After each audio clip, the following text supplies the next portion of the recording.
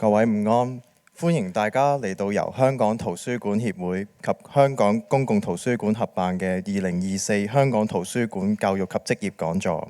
我係今日嘅司儀 Kenny， 佢係另一位司儀 Vanessa。 Good afternoon, ladies and gentlemen. Welcome to the 2024 Hong Kong Library Education and Career Forum, jointly organized by the Hong Kong Library Association and the Hong Kong Public Libraries. My name is Vanessa, and I'm one of the MC for today's event. He is my partner, Kenny.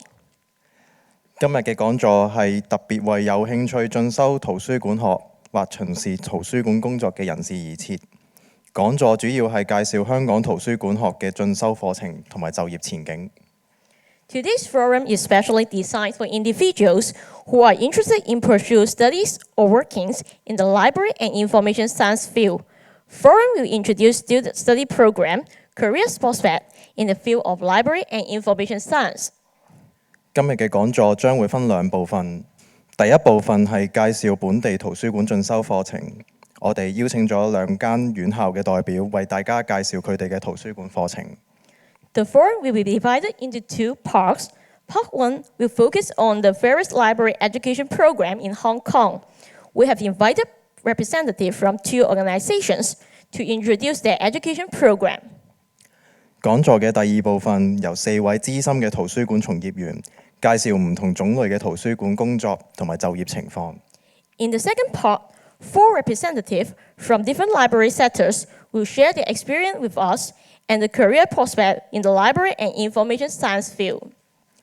喺開始今日講座之前，我哋先請香港圖書館協會副會長張寶珍女士致歡迎辭。Before we start, may we invite Ms. Patti CHEUNG, the Vice President of the Hong Kong Library Association, to deliver her welcome remark. Patti, please.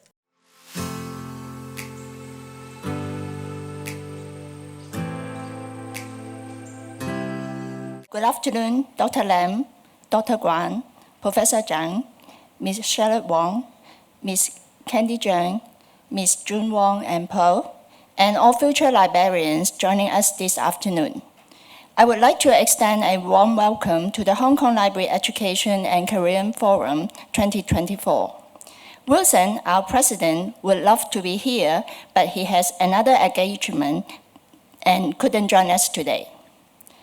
Before we start our forum this afternoon, you may already have a few questions in mind. Let's address this question first. Books? I recall that 2 years ago, we had a mother join us in this forum who asked us a frequently asked question, or FAQ.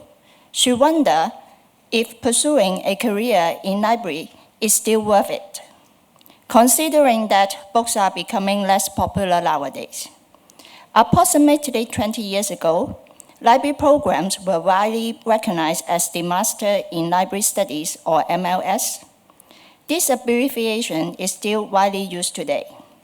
However, since the year 2000, library schools have started adding the term information to their programs.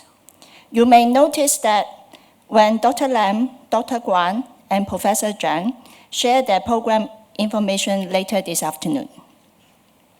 Since the year 2000, the internet has become more popular in our daily lives, and information is now stored in media other than books or other print media, as we commonly refer to them. Libraries have started subscribing to various online resources such as e-databases, e-journals, and e-books accessible via the internet. This transition has opened up a new line of profession in librarianship, particularly focused on managing online collections. We call these professionals digital initiatives. This year, we have a number of council members who are either involved with library system or digital initiative projects, including our President Wilson. So, if you ask me, I wouldn't worry about the impact of books on our careers at all. I would worry more about how information seekers look for information today. That means you. This leads us to the next questions. When Google is so convenient, why do we still need librarians? Well, there's a common phenomenon today. People no longer come to the library to seek for information. Instead, they turn to the internet. In the past 10 years, a new term has emerged, Web 2.0. It refers to people posing questions on the internet and receiving answers from other internet users whose identities they do not know. Think about it. When you look for a product review or ask for recommendation for a good restaurant in Tin Ho, you ask the internet, but don't come to the library. However, with the rise of Web 2.0, fake news has become increasingly prevalent. We can classify this false piece of information into two categories: misinformation and disinformation. Misinformation refers to people unknowingly sharing something untrue, while disinformation, on the other hand, is the deliberate spread of false information to mislead others. Have you ever realized that some reviews in Amazon, Taobao, or social media are actually paid reviews? This means that the reviewers were paid to provide positive feedback about their products. Now, let's address the last questions. Do we still need librarians when AI becomes so smart and powerful? In the past 12 months, we have seen the emergence of a new adversary of false information, artificial intelligence, or AI. People are no longer turning to Google for answers. Instead, they interact with AI chatbots. Since 2023, a new term has surfaced: AI hallucinations.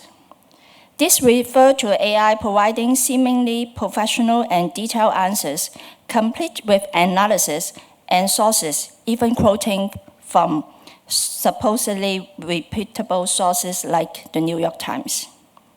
While everything may sound true, there is a catch. Everything is simply fabricated. It creates an illusion that the information is true. In fact, last November, the New York Times took OpenAI to court because the AI cited an article that was never published by the newspaper, even if the AI mentioned the exact date and column. Compared to 20 years ago, I believe librarians are far more important today because people are simply lost in the chaotic world of information. Our role as the middleman between users and information is crucial, especially for the junior librarians here with us today. It is our duty to stand up and guide the world in finding and identifying quality information. I hope all of you enjoy our event this afternoon, and I'm confident that the information you gain from this forum will highly benefit your future careers. Thank you. 而家我哋有請林世銘博士介紹香港大學專業進修學院舉辦嘅圖書館課程。We would like to invite Dr. Lam Sai Ming from the HKU space to introduce their program. Dr. Lam, please. 咁多位大家好啊！咁 Space 嘅 program 咧，其實係同本身香港大學本部嘅 program 有啲唔同嘅。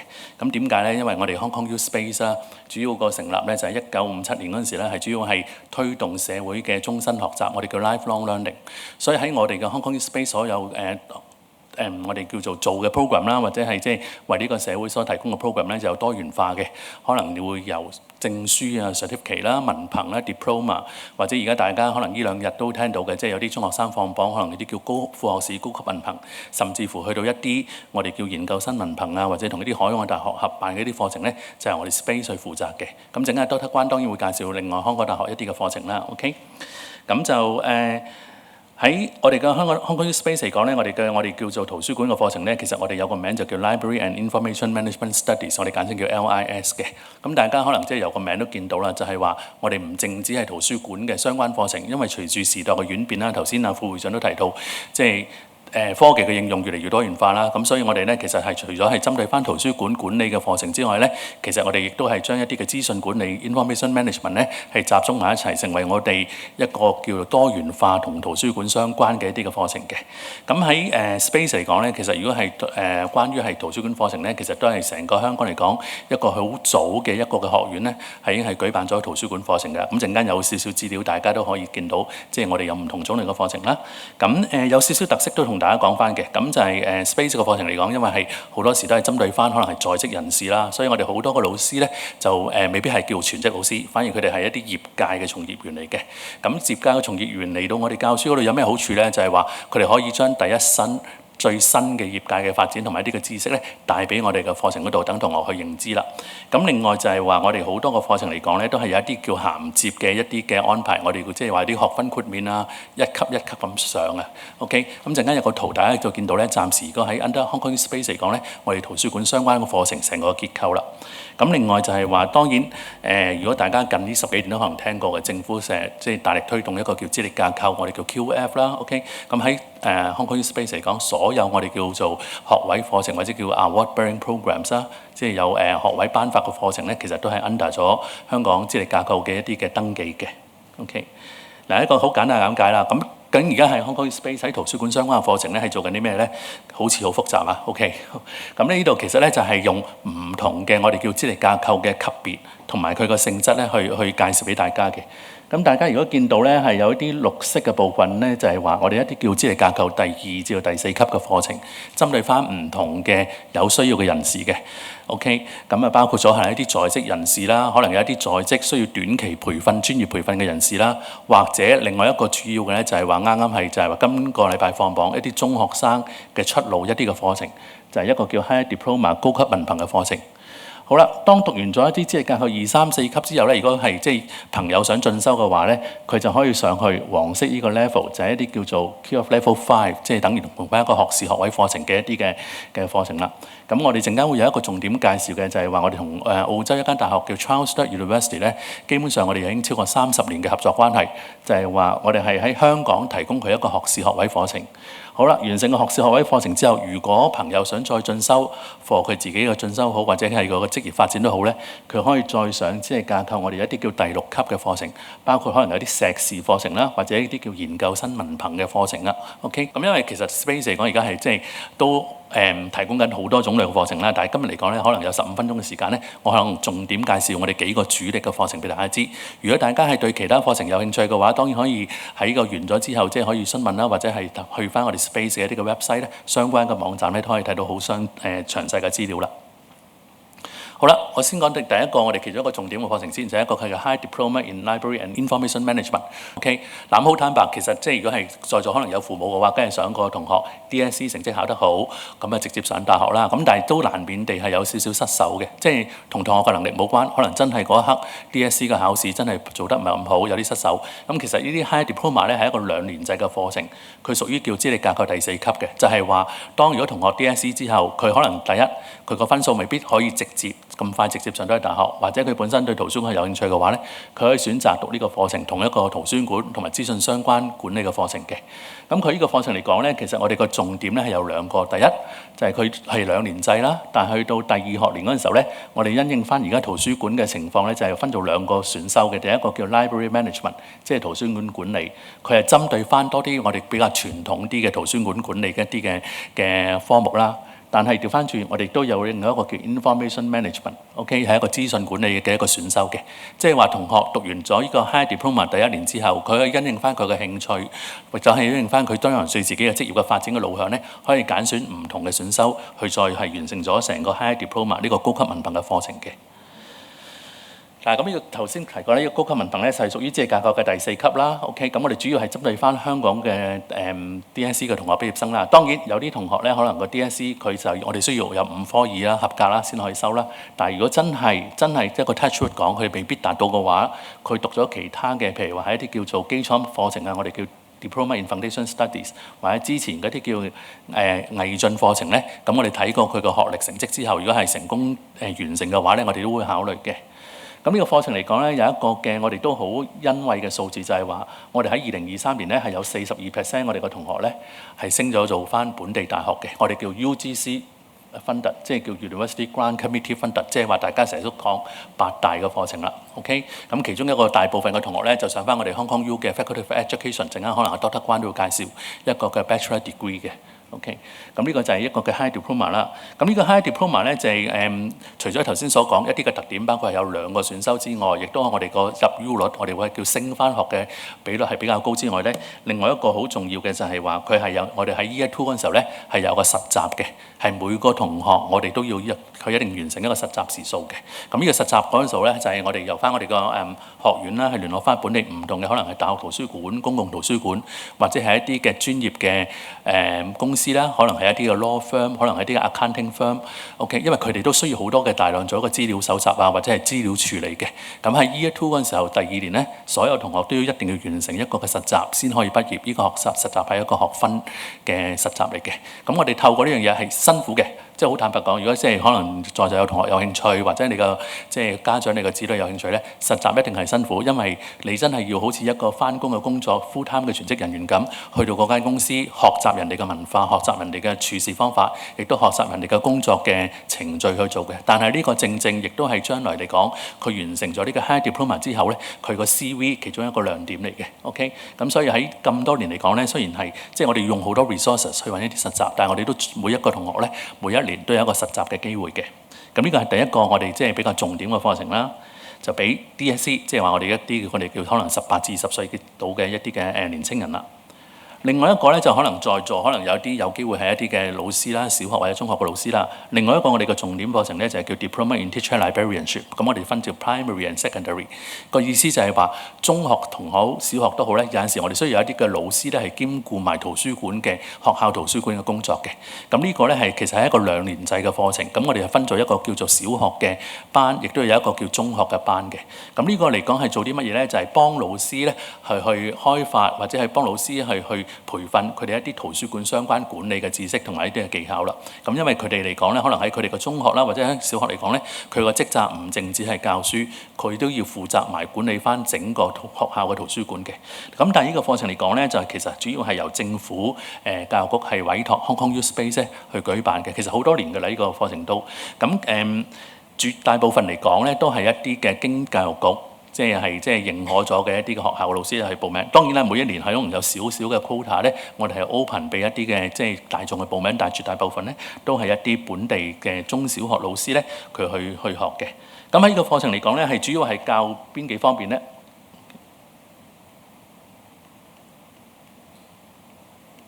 ？OK。咁啊，主要教嘅範疇咧，就包括咧就係有一個 resources planning 啦，因為佢哋係要管理圖書館，嗰個資源管理咧係其中一個重點啦。點樣去做一啲嘅唔同嘅 user， 做一啲嘅 collaboration， 唔同嘅 user 係意思係咩咧？就包括咗自己嘅學生、自己嘅職員、自己嘅校長 supervisor 啦，甚至乎同其他學校嘅圖書館之間會唔會有一啲嘅聯繫，而做一啲嘅資源共享啦？呢啲全部咧都會喺呢個課程嗰度咧係即係包括咗嘅。咁呢個課程嚟講咧，就係頭先講咧，就係話係有2個分去2個 stream 啦。如果係小學嘅老師嚟講咧，佢要讀11個單元；中學嘅老師咧就讀12個單元。OK， 咁另外咧就係比較特別啲啦，因為我哋係針對翻老師嘅話咧，佢一定係有個相關嘅老師嘅我哋叫 teacher certificate 或者相關嘅履歷咧，先至可以報讀嘅。同埋呢個課程咧係2年制 part time 去讀，辛苦嘅，亦都坦白講辛苦。即係同老師咧有陣時要上堂，亦都係有陣時要，譬如話可能有個 weekday 嘅 evening 要翻學，有陣時星期6要翻學。但係我哋盡量咧係每一年嘅開課之前咧，俾咗成年嘅 timetable， 咁多位老師咧，你可以翻去同你自己校長之間去做一個嘅聯繫啦。OK， 好，咁我咧就要跳一跳快少少啦。OK。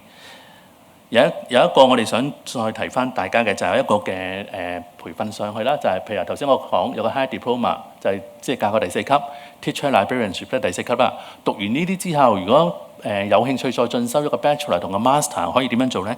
當然可以讀翻本地嘅其他大學啦。但係如果喺香港 U Space 嚟講咧，我哋有另外一個途徑俾大家嘅，就係我哋同 Charles University 由澳洲嘅依間大學咧係合辦兩個課程，一個就係一個碩士嘅 Master of Information Studies， 另外一個就係一個嘅 Bachelor Degree 嚟嘅 Bachelor of Information Studies。咁 CHEUNG 咧，我哋頭先提過同 Space 咧都已經係有30年以上嘅合作嘅一個嘅伙伴㗎，所以我哋係一個好長期嘅合作伙伴啦。咁佢本身 CHEUNG 呢個大學喺邊度咧？就喺一個新南威爾斯省嘅喺Australia 嗰度。咁佢就好似1989年咧係成立，其實就1980幾年咧正式成為大學之前，好似係一個類似一個 Polytechnic 咁嘅意思。咁亦都可能大家未必聽過嘅，有少少資料，希望可以俾到大家係更多信心咧，就係話佢喺澳洲嚟講咧，佢喺 undergrad 即係話學位課程咧嗰個嘅就業率咧，全澳洲排名第2啦。postgrad 即係研究生或者叫碩士啦，就係全個澳洲排名第6嘅。咁澳洲當然有好多個大學啦，但係可以見到佢可以幫助學生嗰個排名率咧，即係就業率咁高嘅話咧，即係證明佢個課程係受到業界嘅認可，同埋個認受性都係高嘅。OK。咁另外咧，仲都有啲其他嘅資料啦，包括因為其實 CHEUNG 咧就可能佢都同好多澳洲大學一樣，佢都有好多我哋叫遙距課程嘅。佢除咗香港之外咧，世界各地咧每年都有超過成千幾個同學咧係報讀緊佢啲課程嘅。咁呢啲係一啲 background 嘅資料俾大家知道啦。咁如果另外一個可能大家都需要知嘅就係佢哋嘅我哋嘅 Master 同 Bachelor 都好啦，我哋都係受到 The Australian Library and Information Association 我哋叫 ALIA 啦簡稱嘅認可嘅，即係話同學讀完咗之後，你係一個 student membership， 跟住你再加相關嘅經驗咧，你就可以向呢個澳洲嘅圖書館嘅專業協會咧申請做一個 membership 嘅。OK， 咁因為我哋知道 librarianship 都係一個好 professional、好專業嘅資歷啦，咁大家可以透過呢個課程，除咗係攞咗學位之外咧，亦都可以攞到專業資格嘅。OK， 嗱咁呢個喺呢個課程呢兩個課程嚟講咧，其實有啲咩嘅特點咧？就係佢哋個 cover 嘅內容咧就寫咗喺度啦。咁我都唔詳細講啦，因為大家可能係睇一啲嘅資料嗰陣時候咧都會見到嘅。咁但係我想提一提咧，就係話，因為如果係讀碩士嘅同學咧，其實佢哋好多時都係在職人士啦。咁在職人士有陣時個工作嗰個嘅情況會有變噶嘛，所以喺個 master 嚟講咧，我哋有一個叫 exit pathway， 即係一個嘅彈性係俾同學嘅。假設你入嚟嗰陣時候，你想讀一個碩士，但係你發覺你工作可能改變好，或者時間唔容許都好咧，你攞到一定嘅學分咧，你可以先攞個 exit award， 就係一個叫 Graduate Diploma of Information Studies。嗱，佢未到一個碩士嘅級別嘅 ，OK， 咁但係佢即係可能你當半個碩士咁樣，簡單啲講。咁如果你攞咗呢個資歷先，可能遲啲嘅時候你時間許可咧，你可以再翻嚟讀翻其餘嘅學分咧，最終攞翻一個 master。咁呢個係我哋係即係方便咗一啲在職人士咧，佢嗰個進修階梯嘅。Bachelor 學位就冇嘅 ，sorry。咁呢個因為 Bachelor 本身佢個比較嚴謹，呢個 program structure 比較緊少少咧，所以就冇呢個彈性。咁另外就係包括 Master 都好，同埋 Bachelor 都好啦，我哋就一個就係話你係可以跟應你自己嘅條件咧，決定你個我哋叫 study pace 啊，即係你個讀嗰個步伐嘅。正常嚟講咧，我哋一年咧係有3個學期 ，OK。咁你可以因應你個本身你個工作嘅嘅 volume 啦，即係 workload 啦，你哋嘅時間啦，你可以揀一個 sem 讀1科又得，一個 sem 讀2科又得 ，OK。咁你可以因應翻你自己嘅條件去決定。當然啦，你一個 sem 讀1科壓力梗係少啲啦，但係可能因為比較忙啲嘅話咧，你可能每一個 sem 先可以讀到1科嘅。咁但係你成個嘅讀嘅時間咧就比較耐啲啦。但係如果你每個 sem 可以讀到2科嘅話咧，咁好快好大機會咧，你可能係1-2年之內咧就可以完成到一個 bachelor degree 或者一個 master degree。咁呢個係兩個 bachelor 同 master 咧，我哋都 offer 到呢一個嘅彈性咧，係俾同學去決定嘅。OK。好啦，最尾仲有1-2張 slide 咧，就係話，咁其實呢個 Bachelor 同個 Master Program 咧，我哋都有學分豁免，因應翻你唔同嘅 qualification， 你可以入嚟攞嘅。OK， 譬如我簡單頭先提過，你本身係一個中學老師，你有 degree 啦，你讀埋 Hong Kong U Space 嘅 Diploma in Teacher Librarianship 嘅話，你最多讀32個 credit 咧，就可以攞到個 Master 啦。OK。如果你係 Hong Kong U Space 嘅 High Diploma 嘅同學嘅話，你如果想讀個 Bachelor Degree 咧，你最多係需要讀咗104個 credit 咧，你就可以攞噶啦。OK。另外仲有一啲嘅其他嘅院校嘅如果係相關 library 嘅話咧，我哋會按個別情況去睇嘅。OK。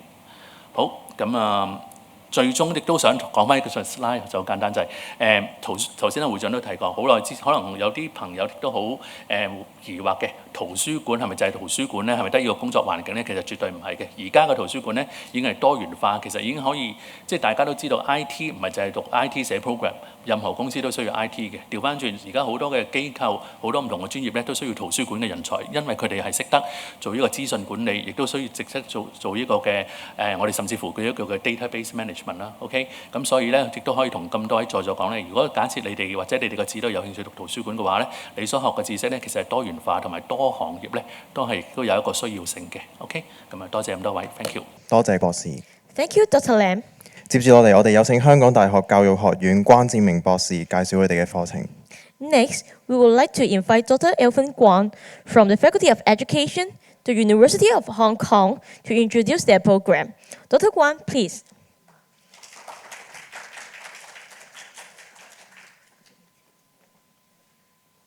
Hi, good afternoon. Welcome for joining this particular event, and I'm honored to be here. I'm going to introduce the program offered by the University of Hong Kong about information management. The very first concept that you have to have is what's information management. Basically, we are talking about managing information, and this is the basic idea. Of course, we do need to produce information first, so therefore you can see there is a circle or cycle, the producing information, and once we got the information, then we need to think about how to share it and organize information, locate or identify the information, use information, etc. And sometimes we might even need to think about when to discard some obsolete information. I don't know where the obsolete one that would be classified as information anyway, but that is the idea, okay? So once you got this idea, then you will have a better understanding of why we designed our curriculum for the information management program in our university in a particular way. And this is some of the background about the Faculty of Education, University of Hong Kong. So I'm not going to read out all those figures, but I can assure that Hong Kong U is a world reputable university, okay? And it's one of the very best universities in the world. And so we have staff members coming from different parts of the world, and so we have exchanges of knowledge with professionals as well as academics from different universities almost every week. Okay, and we also engage with professionals, as you will be able to see some of the design of our courses, as I'm going to introduce them a bit later on. And the program structure, basically it is a 2-year program, and it accepts students graduated with a sub-degree. When I say a sub-degree, that means a high diploma graduate or associate degree graduate. Okay, and the program has a quite long history, not 30 years long, but we have almost 20 years long. Okay, starting from 2005. I've seen the introduction of this program and the development of it over all those years. And at the beginning, we only accept 20 students every year, but now we have expanded it into program accepting 50 students every year. So due to the increasing demand of the area. We also offer the master degree program, but later on my colleagues will give you a better idea of the master program. As I mentioned, basically this program would only be offered to the sub-degree holder who studied their sub-degree in Hong Kong. It has to be graduated with a good GPA, and how good is good, and that is always a question raised by a lot of the applicant. So, but I think basically generally speaking, you have to have a reasonably good result of about 3 points, something like that, to the very as a very basic requirement. But I wouldn't be able to tell you more than that because the standard there would be varying every year, and so depending on how many applicants applying for the program.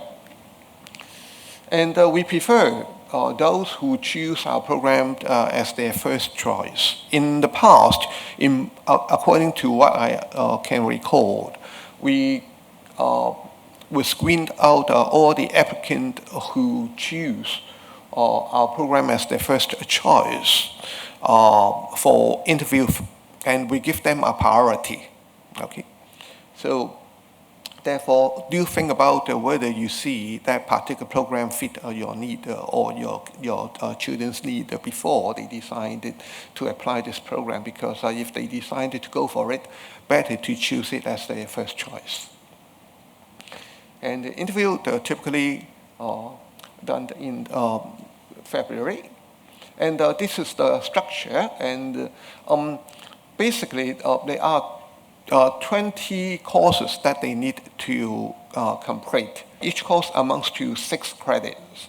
And among those, 10 of them are core courses. That means they don't have choice. They have to complete them.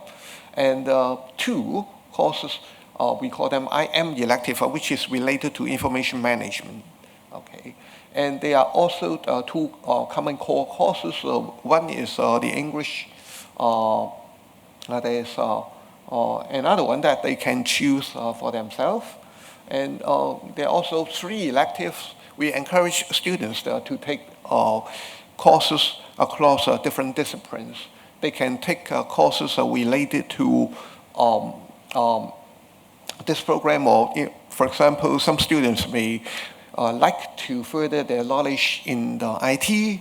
And so some might want to study more in a particular discipline. So they may even decide to do a minor. Okay, a minor is a little bit more complicated because they need to take an extra course in order to fill the minor requirement. Because most of the minor requirement require them to finish 36 credits. But in Hong Kong U, we do provide that sort of flexibility. So we won't be charging the students based on the number of courses they take, okay? And each semester they can take up to 6 courses if they wish. I mean, 1 additional course than they require. If they like, they can join the exchange program and organized by the university. It's a very, it does not have a very high hurdle. That is not the case, okay? And students basically having an average of, I think, a cumulative GPA of 2.8 or 2.7, which is equivalent to B minus, around that sort of level, then they are good enough to apply for study exchange. And we do provide an internship, which is also compulsory. So students must complete their internship typically during summertime, but we do provide some flexibility to students in case they want to complete it in some other times not. And here are some of the organizations they used it to work with. We have some law firms, some public utility companies, schools, government organizations, hospital authorities, and even overseas universities, etc. So still many years ago, we have a student joining UNESCO as well, in Bangkok. Yeah. So, and students need to complete a final year project, and the project topic can be freely designed by students, of course, subject to certain sort of constraints. And so these are some of the topics that student has done over years. And quite a lot of those project results in publications. We just list a few. publication here, and every year we have quite a few students publish their work in international conferences or even journals, international journals. Okay.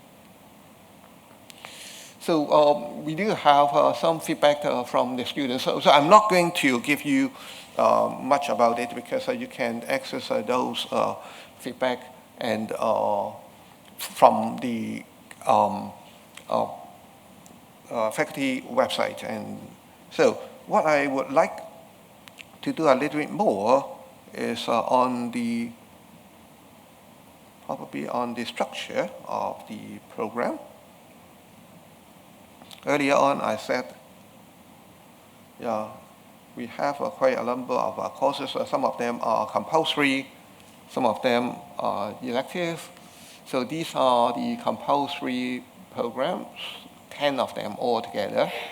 So Information Management Foundation, Information Retrieval, Project Management Database. Now some of them are more technical, and some of them involve a more high-level discussion, high-level sort of knowledge. But remember earlier on that we talked about the information cycle, life cycle, and we need to produce information, share information, organize information, etc. So these courses are designed related to different stages of the information cycle. Information retrieval related to retrieving information, right? And database related to organizing information as well as retrieving information, etc. So we also have additional courses related to different aspects of information management, knowledge management, digital libraries, record management, etc. So related to different aspects of it. Now, you can see that unlike the program provided by Hong Kong Space, which is more focused, I mean the high diploma one, since we extend our scope to area rather than focus to the library sector. So therefore, our focus would be a little bit broader, as you can see, knowledge management and management information system, etc. Okay, so I hope that will offer you some basic idea of our program. Just a little bit more is related to the career prospect. And once again, it would be difficult for me to tell you exactly where our students work with now, that because they work on the different sectors. And here are some of the graduates organization they work with. Okay, so you can see very diverse from information consultant in the investment bank to library assistant or library professionals, etc. Okay. In fact, Vanessa is also one of our former graduates. And so we also have assistant librarian working at Hong Kong U, who is one of my former students in this program. So it's really hard to tell. And a very long time graduate, he in fact switched to become a solicitor now. So you can see that they have a very diverse sort of career plan and career prospect. So I think that is the end of what I would like to share with you this afternoon. Thank you. 多謝關博士。 Thank you, Dr. Guan. 接住有請香港大學教育學院張晨薇教授介紹佢哋嘅課程。 Next, we would like to invite Professor Zhang Chengwei from the Faculty of Education, the University of Hong Kong, to introduce their program. Professor Zhang, please.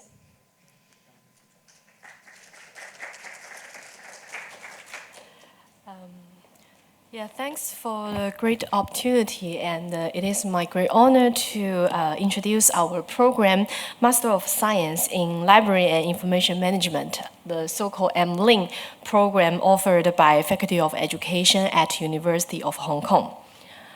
And as Dr. Guang has already introduced some background information, so I will not spend much time on that, but instead I will more focus on the special information about this program. And first of all, to be admitted to this program, we will request you to have a bachelor degree, but not necessary in information management or library science. So it's likely, for example, if you have a Master of Arts, let's say in certain sports arts, sports science, or in art, in tourism. So we have a really diverse student group. So as long as you have a bachelor degree, we really welcome you to apply us. And if your language of teaching or examination of the qualification holding is not English during your bachelor degree, we highly recommend you to take the English language test, such as IELTS or TOEFL.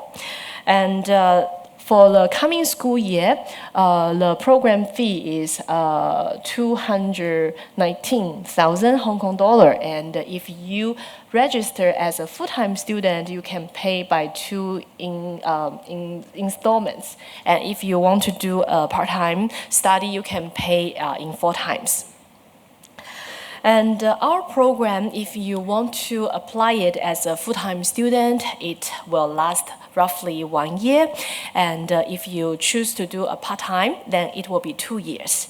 And we offer 4 specialist strengths: information management, knowledge management, librarianship, and data science, because we are a combined program for both information management and library science. So for librarianship, maybe you get more familiar. It's more related to like how to handle library collection, to do some curation, all this kind of thing.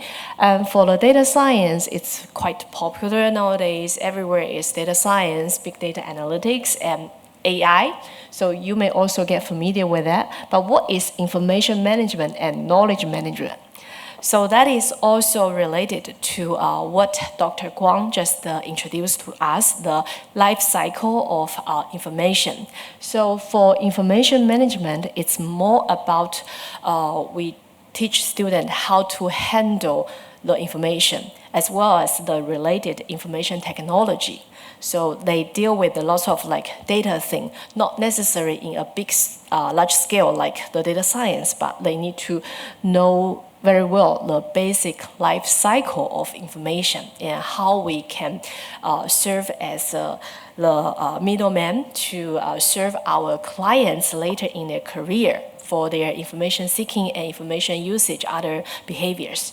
And for the knowledge management, it's more like they deal with the user, and as well as they deal with the process. So sometimes they need to think about how they can optimize the process for the user to seek and use information so that the users can be happy and the whole process can be more convenient. So that is some different.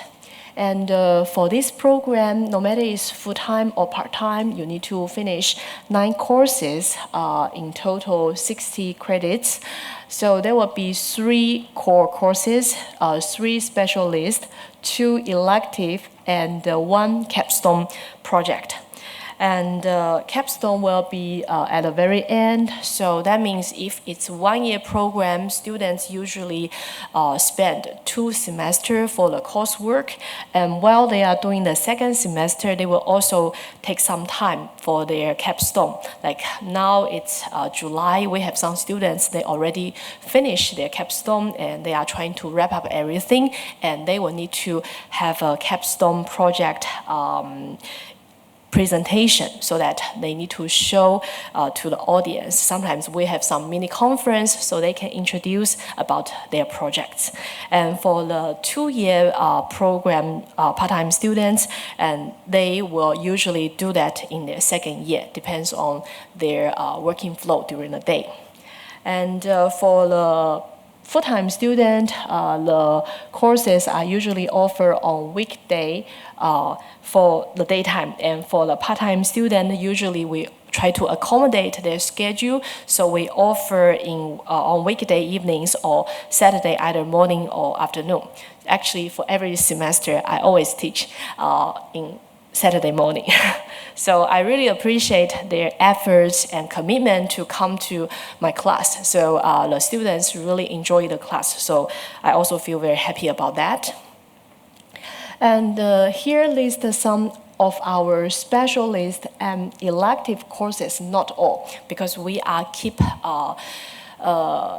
chasing the pace of the current development. So while we are increasing more and more courses, for example, when the students they really need to know more about AI, we try to accommodate their needs. So here list like some information resources about digital collection, librarianship, information behavior, and here we have some like data curation, we have some knowledge management, project management, all this kind of thing. And for the student, their internship is not required, but they can decide whether they want to do that or not. And here list some publications delivered from their capstone projects, because we have our faculty, and each student, they will be assigned with a faculty advisor who will guide them to do the capstone from the very beginning, like how they select the topic, select the things they are interested in, until how they try to build the research design, whether they want to do, for example, empirical study, or they want to do it in a more theoretical way, and how they can collect data, how they can do the interview, do the survey. So we have our strong faculty team to really support them until the end. They deliver the manuscript, and we try to help them to improve their manuscript, and we always encourage our students to participate, like our for example, like this one, iConference, that is one of the 2 top annual conference in our iSchool field. And we have a really good achievement from previous student. And here lists some comments from our previous graduates, and from there you can see actually we have really good student diverse background. And we have students come from some top university in information management from mainland China, from other places, and also from our own HKU bachelor degree. And also we have some students from all over the world. And also we really take care of their needs, and we try to prepare what they need for their future career. We're not saying like you can only go to library or you can only go to law firm, and we really respect and we really ask them what they need. And for the capstone project, for example, we really want them to do something they are interested in. And for the prospect of career, and many school librarians were promoted, especially these are for our part-time students, because part-time students, a lot of them, they have a full-day job in primary school or secondary school library, or some in the university library, some in not necessarily university library, but also work as an admin team in university. For example, I have a current student working in City University of Hong Kong. So after they get the degree, many of them get promoted. And as Dr. Guang mentioned, we have our graduates working in our own university library, and also some get promoted as a professional librarian in different company in the commercial sectors. And also, we have every year we always have master graduates that go to further study, that they join our PhD program, or they join the PhD program in information science or library science in other university abroad. And every year we can see some of them, and they benefit after talking to them, and they told me they really benefit from our training, like the strong foundation developed by our program, and also they learn how to conduct research, and they find their true love for research, so they want to continue their study as a PhD student. Like in this coming September, I have a student join who was our graduates. And as I mentioned before, our internship is optional, and we really want to encourage students to apply their knowledge into practice by engaging in supervised practical experience with one or more information management related tasks in an organization.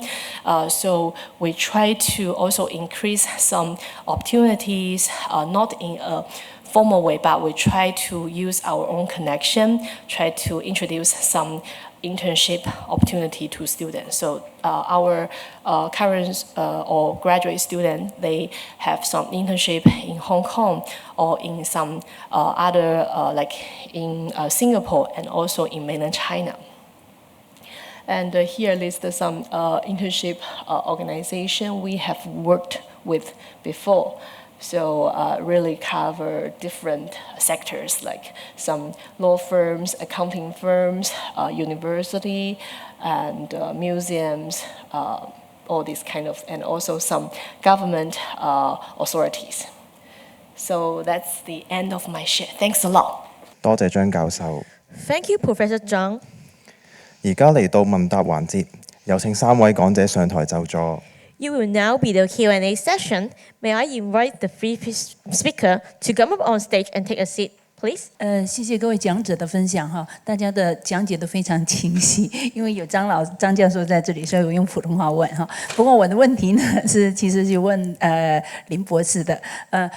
Dr. Lam，我想請問咧，頭先你提到嗰個 Charles 嗰個遙距課程啊，咁其實咧一個學期有3個 terms， 咁但係講遙距，但係 Hong Kong U Space 嗰度去 organize 啦，咁其實係即係online 想學定係即係都會嚟到即係課室啊，即係現場學習嘅咧？唔該。好，唔該晒。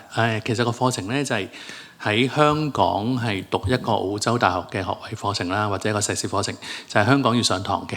咁我哋就係有香港嘅老師，即係邀請佢教授啦。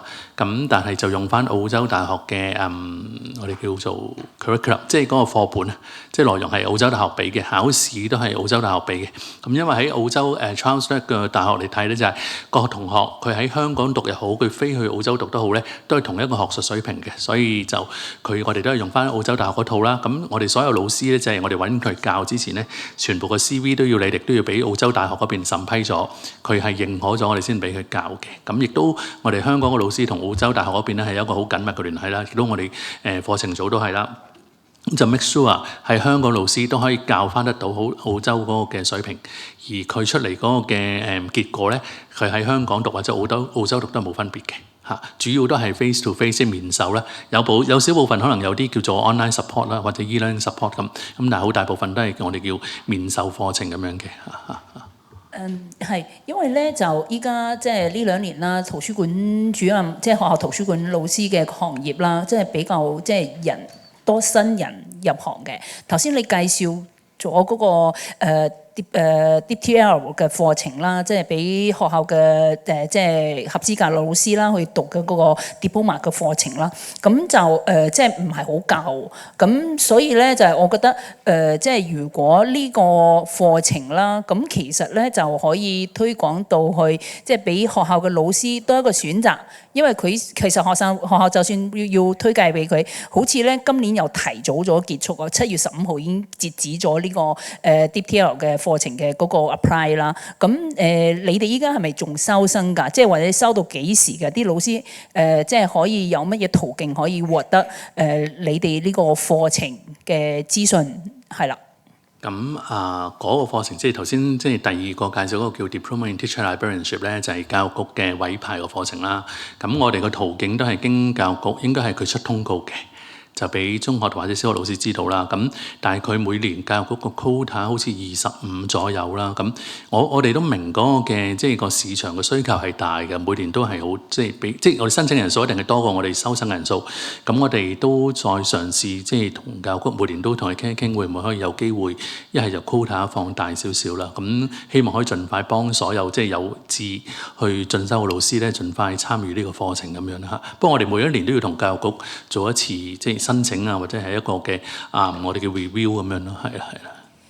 即係其實依家因為佢都截止咗，咁又唔係好教，咁所以我頭先個問題唔夠清晰，我就話即係如果推介個 Charles 嘅呢個即係係啦呢個課程嘅話咧，即係仲老師如果佢報唔到嗰個，佢有志喺呢個行業做得更加深入、更加專業嘅話咧，咁佢呢個課程係咪仲可以接受報名，或者至到幾時喺邊度揾到資料咁㗎？就即係如果老師嘅話，佢應該係我明。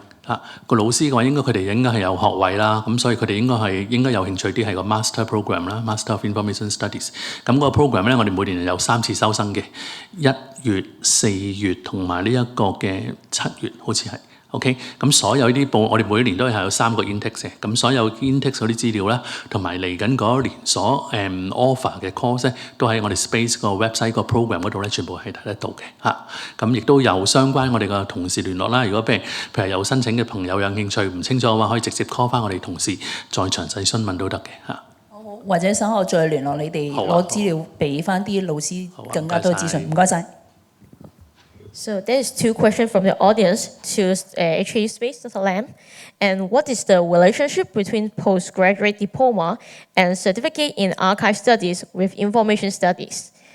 And the next question is that, is prerequisite to obtain professional accreditation to become a librarian, such as ALIA and also CILIP? So for the postgraduate program, it's at PhD of level 6. You can see a postgraduate program as a half of the master program. So in terms of the contents, the length of study, okay? So this is really quite different from the certificate program because that certificate program is as far as I remember, is at QF level 3, okay? So you mean the level is quite different, okay? The certificate is level 3. That means similar to a DSc graduate in DIP, okay?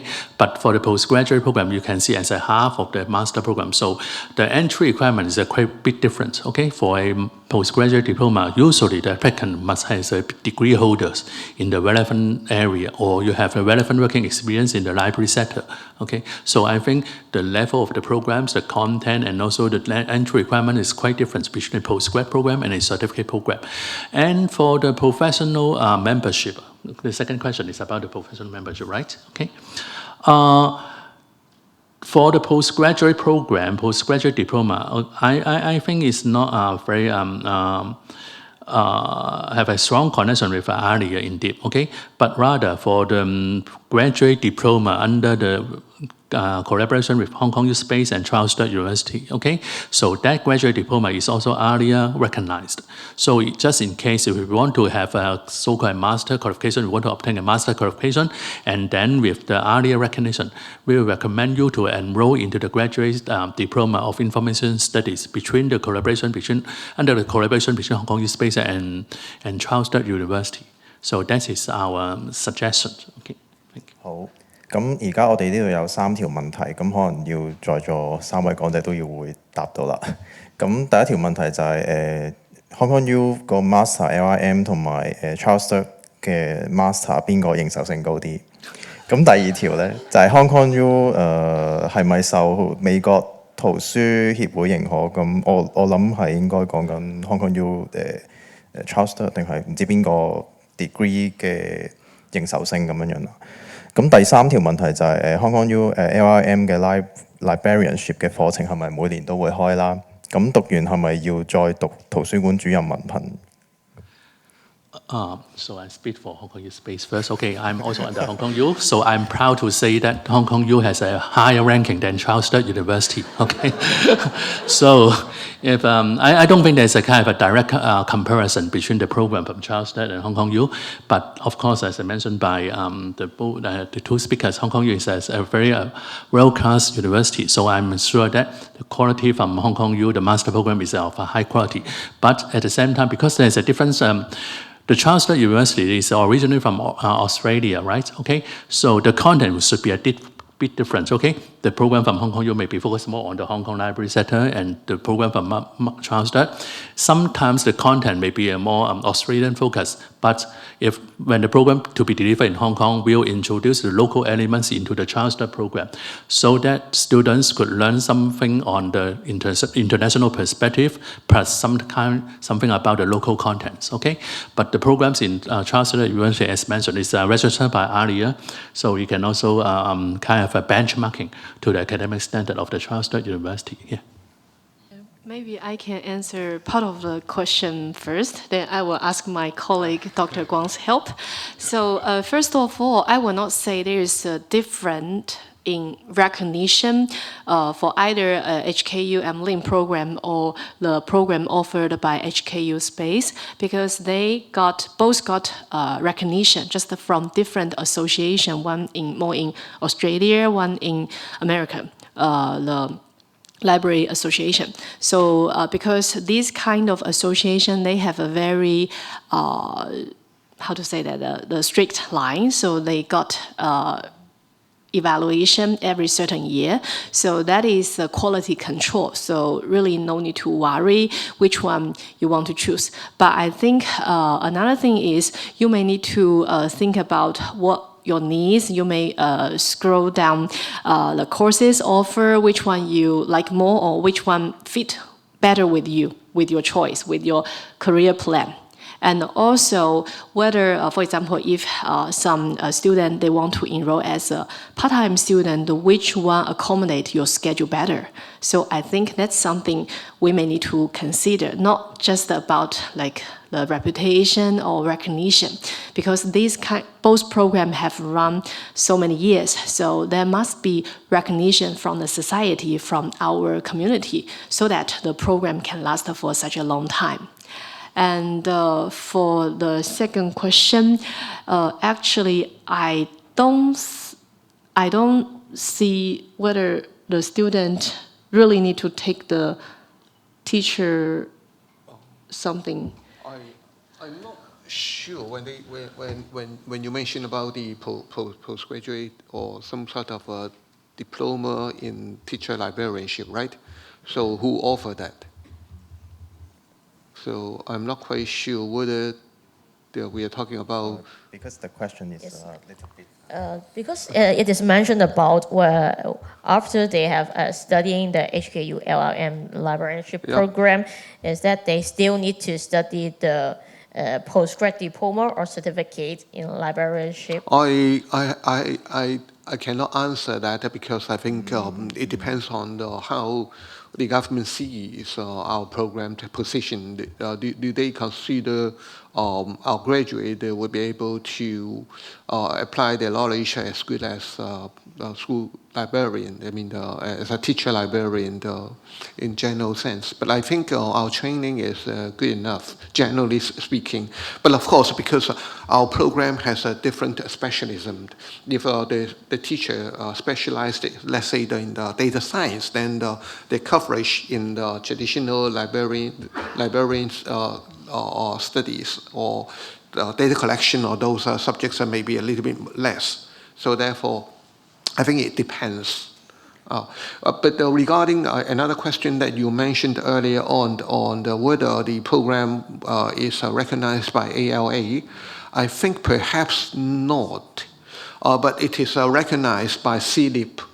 Okay, CLIP is the Chartered Institute for Librarians and Information Professionals in the UK, right?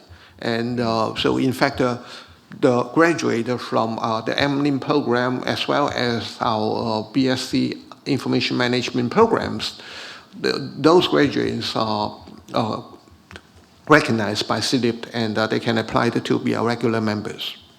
Yeah, but of course that sort of accreditation has to be updated every, I think, 5 years or so. But we have done that for more than 10 years, I think, yeah, for the two programs.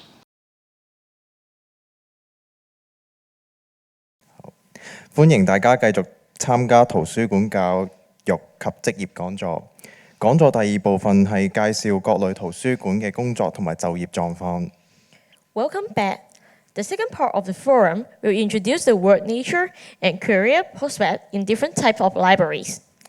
第一位講者係聖方濟各大學圖書館館長黃佩華女士，會為我哋介紹大學圖書館嘅工作及就業前景。Our first speaker is Ms. Charlotte Wong, the librarian at St. Francis University. She will introduce career in academic library. Ms. Wong, please.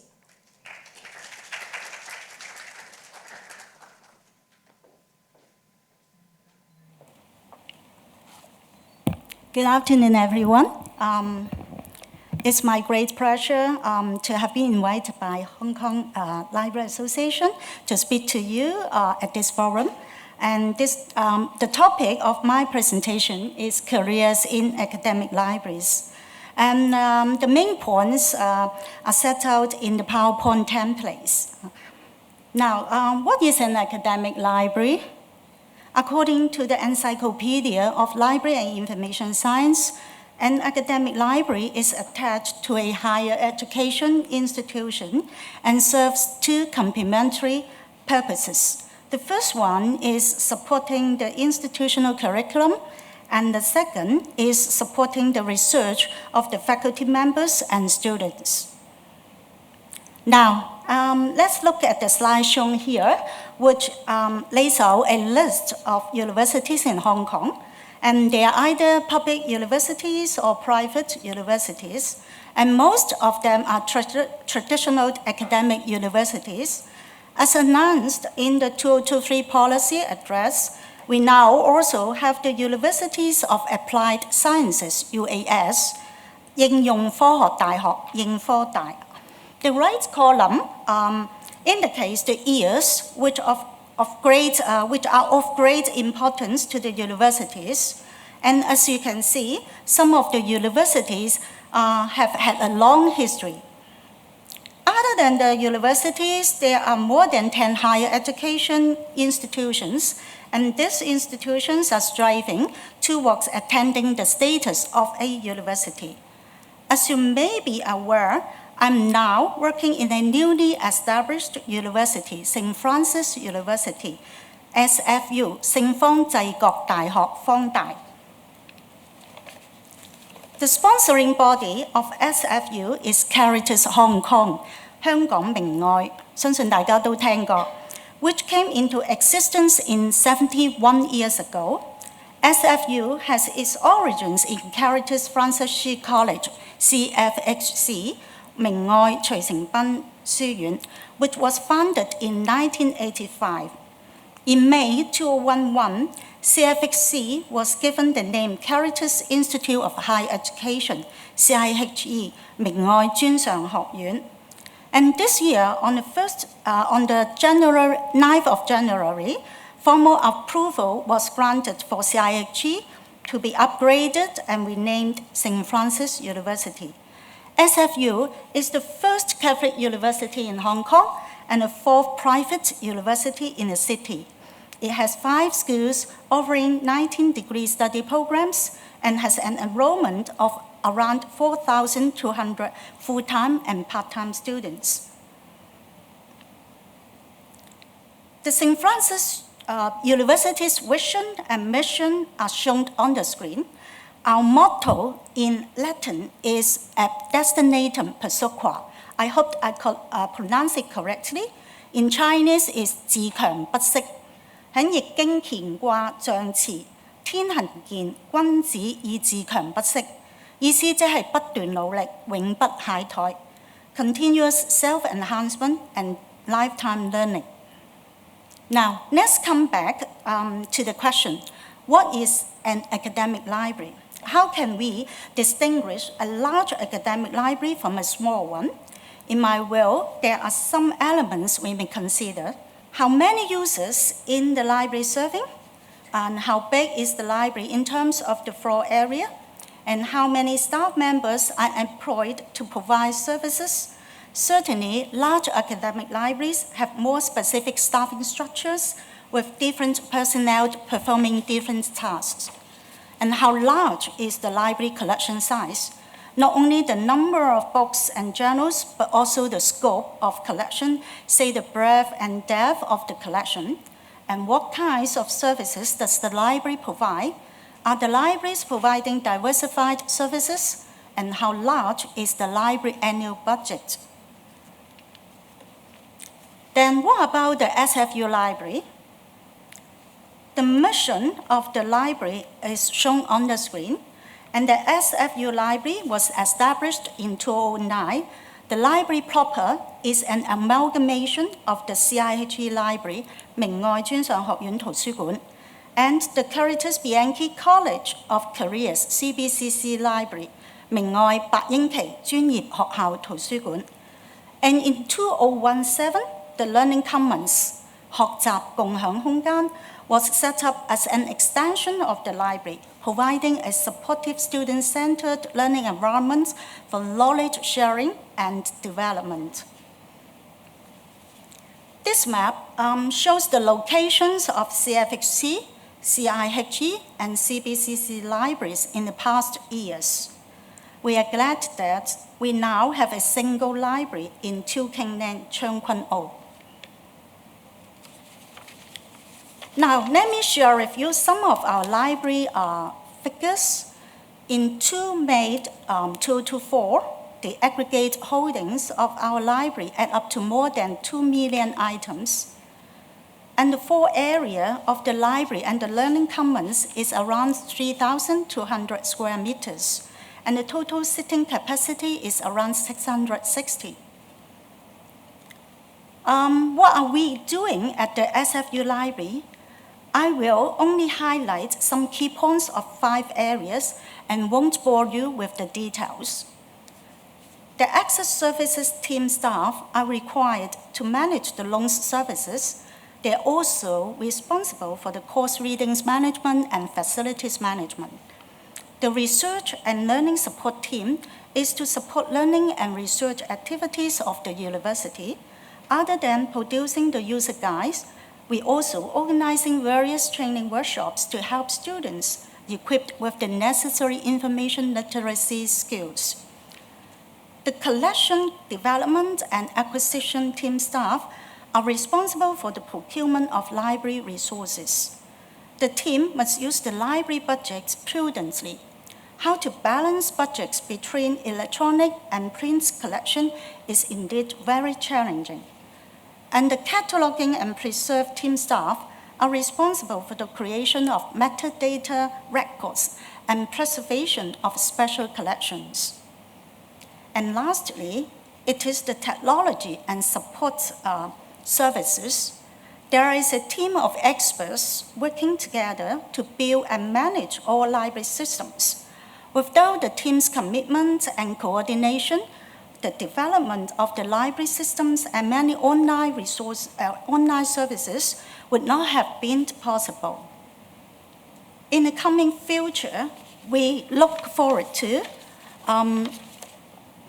liaising with the research office, RO, to enhance the research information management system, and collaborating with the management, the academic, and other administrative units to construct the SFU special archives. Now, let's take a quick look at the SFU library staffing structure. We have 9 positions in our library, from assistant library officer 2 to librarian, and currently the headcount is around 30. Well, actually, the staff establishment at an academic library comprises various positions, and some of the job titles may include additional information provided within brackets. For instance, assistant librarian, in bracket, academic and learning support session, and library assistant, and in bracket, acquisitions, research support librarian, in bracket, as the rank of assistant manager. Applicants should read the job description carefully so as to learn more about the responsibilities and expectations of the position. I will speak on that later on. Now, I would like to show you an example of a recruitment exercise at the access services session of the SFU library. Say, assistant librarian, a professional staff member, he or she is expected to oversee the fulfillment operations and supervise support staff, while a paraprofessional staff and an assistant library officer is required to discharge operational duties and work at service counters. Then, what about the requirements? A professional staff members should possess a recognized degree and professional qualifications, and with at least 3 years relevant work experience, including supervisory experience in academic libraries.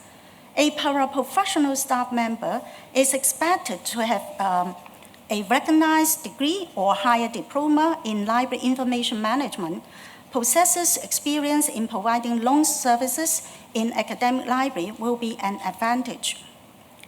To prepare ourselves well in the library field, we should understand the changes in the past and the challenges and opportunities that lie ahead.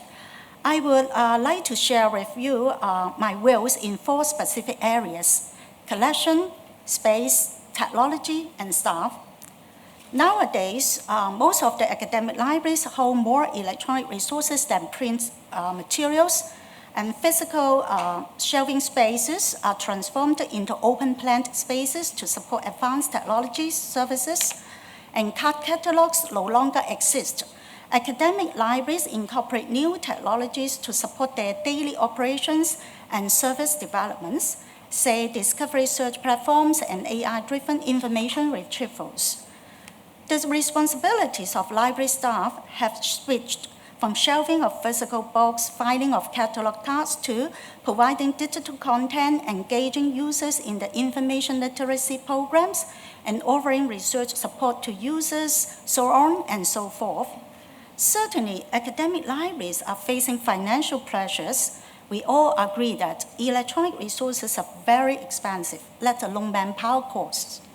So the challenges for staff would be finding external sources of funding, joining collaborative projects for resources sharing, and acquisition cost saving. By and large, advanced technologies, the changes of user behaviors, and the changing needs of users have presented significant challenges and brought new opportunities for academic libraries. So library professionals should keep up to date with the rapid changes in information technology and equip themselves with sophisticated skills.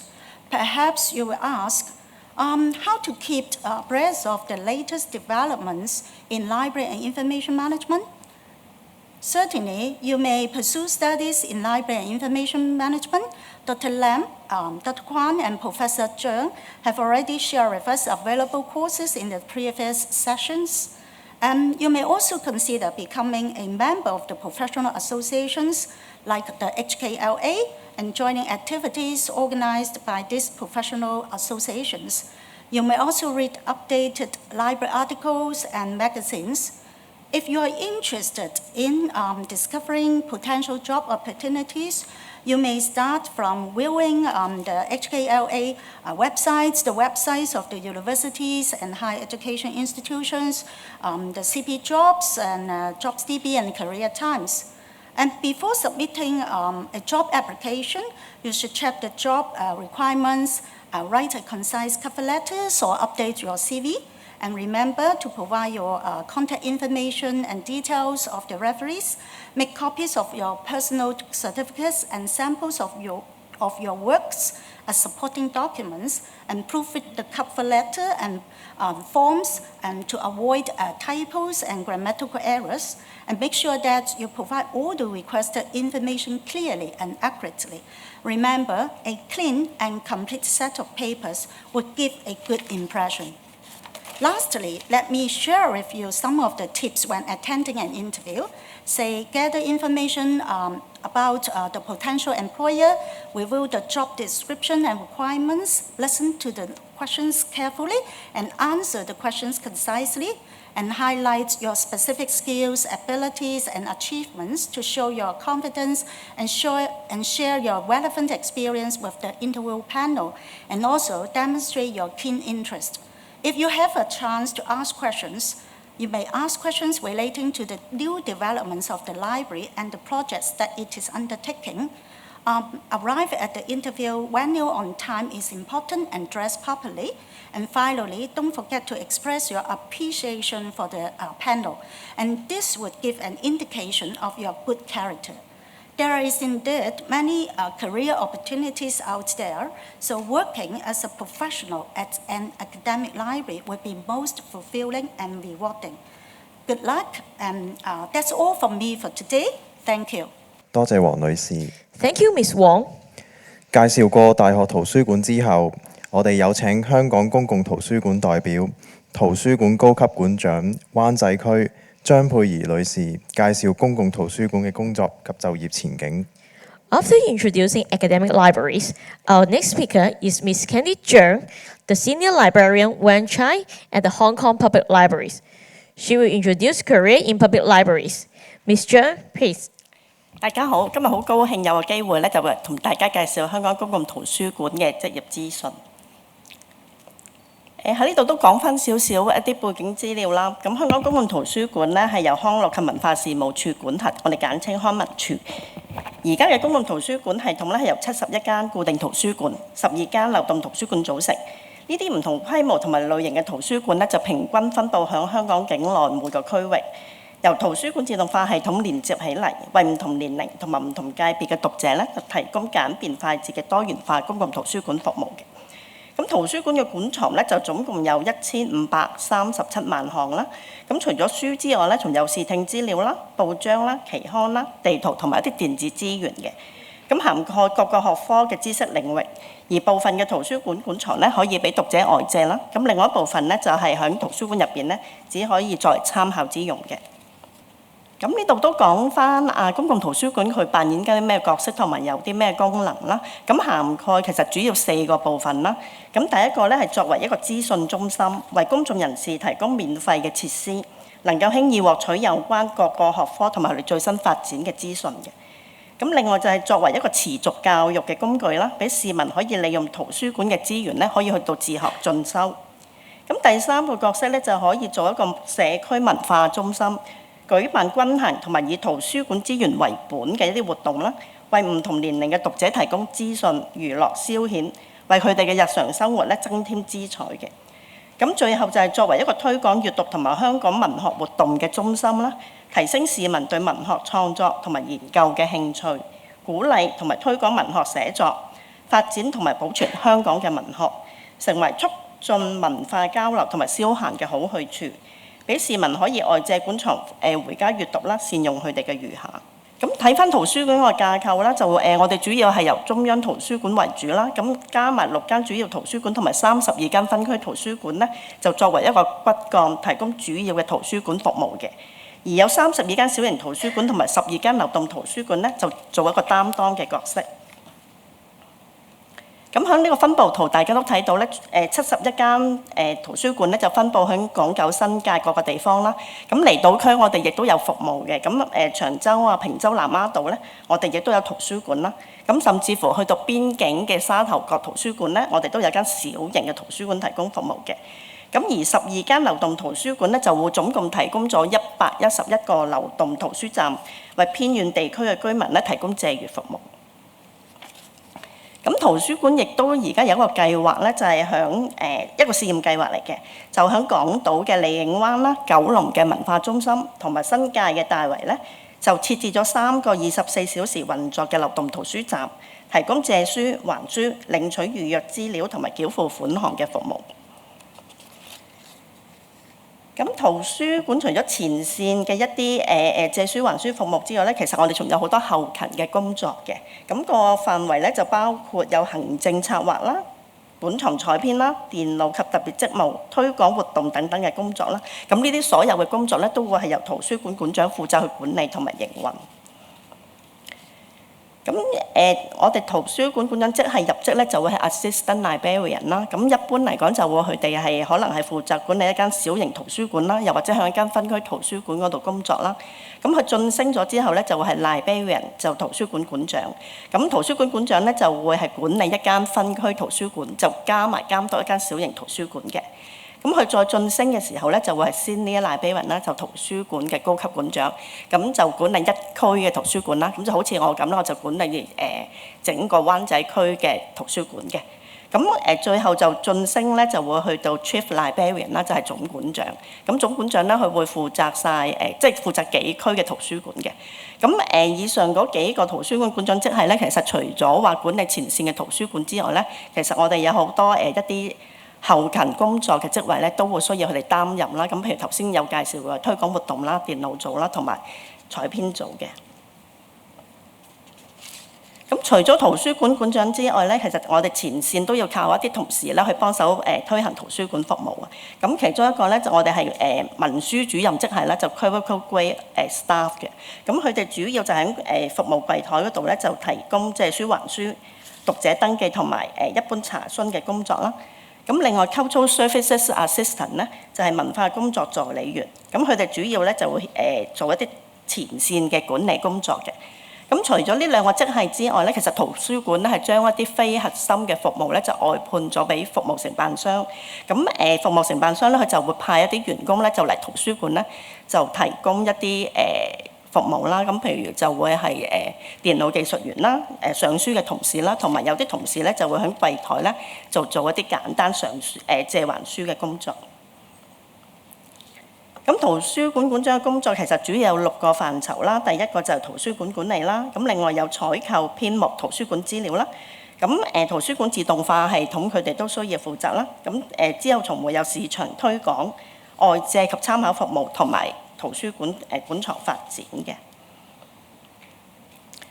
咁喺圖書館管理嘅方面咧，佢哋需要管理頭先講過嘅71間固定圖書館啦，同埋12間流動圖書館嘅日常運作啦。咁除此之外咧，圖書館館長其實佢要按區內人口嘅變化啦、地區發展規劃一啲新嘅圖書館嘅。咁舉例港島區嘅利景灣咧，其實嚟緊2025年咧就會有間新嘅圖書館落成啦。咁亦都需要係按唔同情況咧，就係裝修或者係搬遷圖書館啦。咁荃灣圖書館咧，其實就經歷咗一個大型嘅裝修啦，咁就歷時3年，咁最後應該係今個年底咧都會完成晒所有裝修嗰個工程㗎啦。咁呢啲所有工作其實圖書館館長咧都要係負責幫手嘅。咁除咗每日館務運作之外咧，其實物料嘅採購啦、樓宇管理啦、人事管理、制定財政預算案咧，都係我哋工作嘅範圍嚟嘅。咁喺外借及參考服務嗰方面咧，就一般就會係包括讀者登記啦、借還書服務啦，同埋係解答讀者嘅查詢啦。咁除此之外咧，亦都需要管理一啲特藏嘅資料啦，譬如香港資料嘅特藏啦。咁我哋亦都有好多其他網上面嘅資源服務嘅，譬如有電子資料庫啦、電子書啦、多媒體資料服務咧，呢啲我哋都需要圖書館館長去負責嘅。咁 collection development 咧就係館藏嘅發展啦。咁圖書館館長咧係需要係回應讀者嘅需要啦，亦都係要因應該區嘅特色咧，制定每年一個館藏發展嘅策略，譬如去增加或者係註銷啲咩館藏咁樣啦。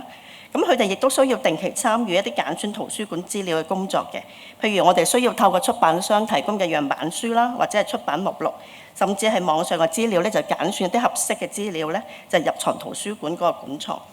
咁我哋亦都需要係定期檢視嗰個館藏啦，譬如睇下某啲學科嘅數量夠唔夠啦，咁亦都要睇下某一啲學科佢啲書籍有冇過時啊，甚至乎我哋要係註銷啲殘舊嘅書籍嘅。咁 technical processing 咧，其實就係圖書館資料嘅採編工作嚟嘅，咁就為整個公共圖書館體系咧進行採購嘅工作啦，以豐富個館藏。咁包括書籍啦、影音資料同埋電子資源啦。咁所有圖書館嘅館藏完成咗採購之後咧，我哋係需要分類啦同埋編目，咁先至可以再分發到各個圖書館上面咧，就上架俾公眾去借閱。咁除咗其實圖書館除咗借書之外咧，我哋都會定期舉辦好多推廣活動啦，譬如每個星期舉辦嘅兒童故事時間啦，亦都會因應唔同嘅學科主題安排啲專題嘅講座啦，同埋工作坊嘅。咁圖書館嘅我哋部門其實會設有一個專責嘅組別咧，就會負責策劃同埋舉辦一啲大型全港性嘅活動啦，譬如每年423嘅全港香港全民閱讀日啦，而家舉行緊嘅夏日圖書館節啦，甚至乎而家舉行緊嘅香港書展咧，我哋都會需要設置一啲攤位咧，去推廣圖書館嘅館藏啦、活動同埋服務。咁市場推廣方面咧，其實我哋亦都需要制定唔同嘅宣傳單張同資料啦，咁走入社區同其他文化機構團體合辦一啲節目。我哋亦都需要去到學校咧進行一啲外展活動。同時亦都需要咧係幫忙打理呢啲 Facebook 啊、IG account 啊等等呢啲媒體嘅宣傳工作，都係屬於市場推廣工作嘅一部分嚟嘅。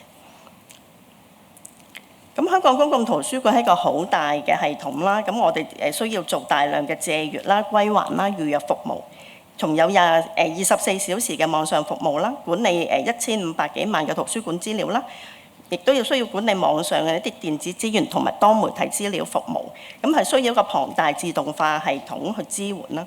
咁當中除咗有 IT 部門嘅專業人士幫手之外咧，部分職位咧我哋都會係由圖書館館長負責去擔任嘅。咁入職圖書館館長其實需要啲咩特質或者係才能啦？咁因應圖書館其實係遍佈香港唔同嘅區域啦，我哋甚至乎喺屋邨啊、市政大廈、商業區、離島都有圖書館嘅服務。咁服務唔同年齡啦、背景同埋各式各樣階層嘅人士。咁圖書館館長咧其實係要唔怕同陌生人溝通啦，擁有良好嘅溝通能力咧係一個先決嘅條件啦。咁我哋亦都需要係主動啦、友善、有耐性，同埋可以彈性處理事情啦。遇到突發事故咧，因為圖書館成日都會發生好多唔同嘅事件發生啦，咁所以我哋要有良好嘅應變能力咧，呢個都係非常之重要嘅。咁另外想提一提咧，其實圖書最重要咧係要大家留意，喺公共圖書館工作咧就係需要願意輪班工作啦，即係我哋所講嘅翻 shift 嘅。咁因為圖書館開放時間咧都幾長嘅，由朝頭早9點或者10點咧就開到夜晚8點9點咁樣嘅。星期日同公眾假期咧都係需要翻工啦，而我哋大部分崗位咧都係需要輪班工作嘅。咁所以有志入公共圖書館工作咧，就要需要留意呢一點啦。咁另外就係一啲職業技能咧，就一般嘅職場上嘅公職技能，我哋就唔特別多講啦。但係想強調以下2點嘅。咁因為圖書館館長嘅行政工作咧，其實非常繁重啦。我哋成日都要撰寫公文啦，亦都要寫工作流程指引啊，甚至乎要回覆投訴信啊，寫 line to tick 等等啦。咁所以要有良好嘅中英文嘅語文能力啦。咁亦都需要有一個好良好嘅溝通能力嘅，因為我哋需要同唔同嘅職系同事一齊工作啦、相處啦，我哋亦都需要管理員工啦、處理員工之間嘅一啲爭拗啦。咁我哋亦都成日亦需要同市民大眾溝通啦，接觸唔同服務嘅承辦商，同埋要同其他政府部門咧去聯絡嘅。咁所以有良好嘅溝通能力咧，做起嘢上嚟就會事半功倍。咁個入職條件咧，就係要需要香港大學任何間大學頒授嘅認可嘅學士學位啦，或者係等同嘅學歷啦。咁亦都需要係考一個叫綜合招聘考試嘅，咁就係 Common Recruitment Exam， 我哋簡稱叫 CRE。咁當中咧係有幾份試卷啦，咁中文運用咧大家係要取得1級嘅成績，咁英文運用嗰方面咧係需要2級嘅成績嘅。咁個能力傾向測試咧，即係 aptitude test 咧，都需要合格。最後咧，亦都係最重要咧，都要需要大家基本法同香港國安法嘅測試咧，係取得一個合格嘅成績。咁呢度提一提大家咧，最新一輪嗰個 CRE 咧就會喺嚟緊10月5號舉行嘅。咁個申請日期咧就會係7月27號至到8月9號。咁如果大家係有意投考政府嘅一啲學位同埋專業資格嘅職位咧，就需要參加呢個考試嘅。咁嗰個聘用條款咧就會係按翻公務員試用條款去受聘啦，試用期係3年。咁通過試用期之後咧，就會按翻當時適用嘅長期聘用條款嗰個聘任啦。咁喺薪酬嗰方面咧，就會係根據總薪級點嘅第14點啦，就有33,405蚊，就去最高去到27點嘅61,685蚊嘅。咁如果譬如同事入咗職之後咧，其實我哋都會繼續提供一啲教育同埋一 training 嘅支援啦。咁入職新入職你有啲課程咧，就會盡快令到同事咧可以熟悉同埋投入嗰個工作啦。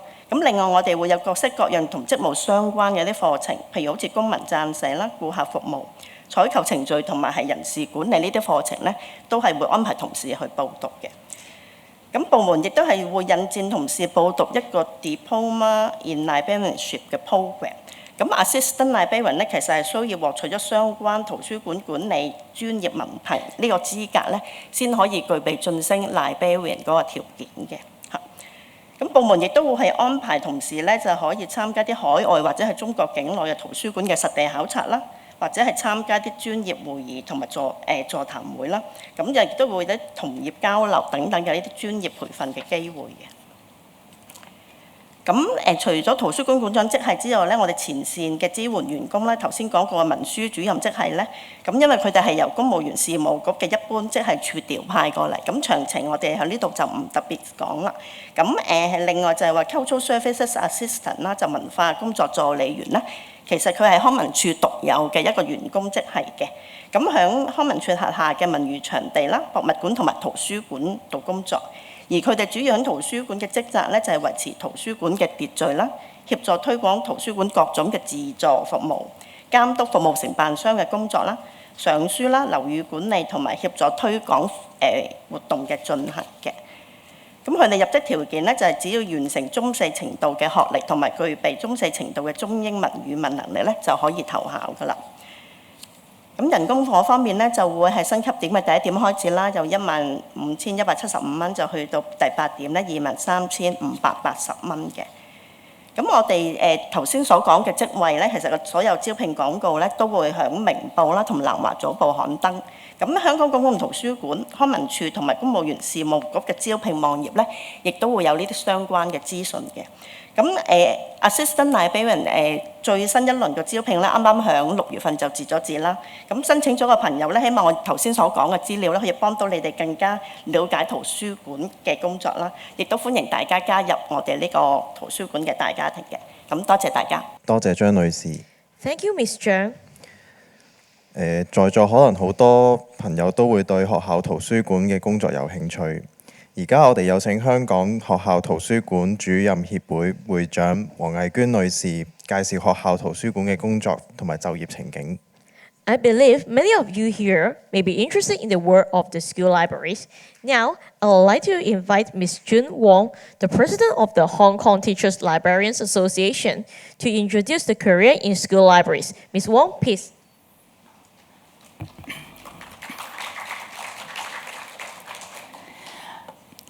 好多謝有今次嘅機會啦，同大家咧就介紹香港學校圖書館主任老師嘅工作啦。咁我係香港學校圖書館主任協會嘅會長黃毅娟。咁呢個協會咧，即係點解揾我哋介紹啦？咁因為其實咧，我哋係一個圖書館老師嘅協會，係一個民間團體嚟嘅。咁我哋有40年嘅歷史㗎啦。咁就都係有一啲在職嘅圖書館老師啦，組成個 committee 啦，即係嗰個理事會。然之後咧就係做一啲同老師即係同埋啲行業啦一齊咧，就係即係專業發展啦，即係信息交流啊，咁推廣全港嘅嗰個閱讀興趣啊。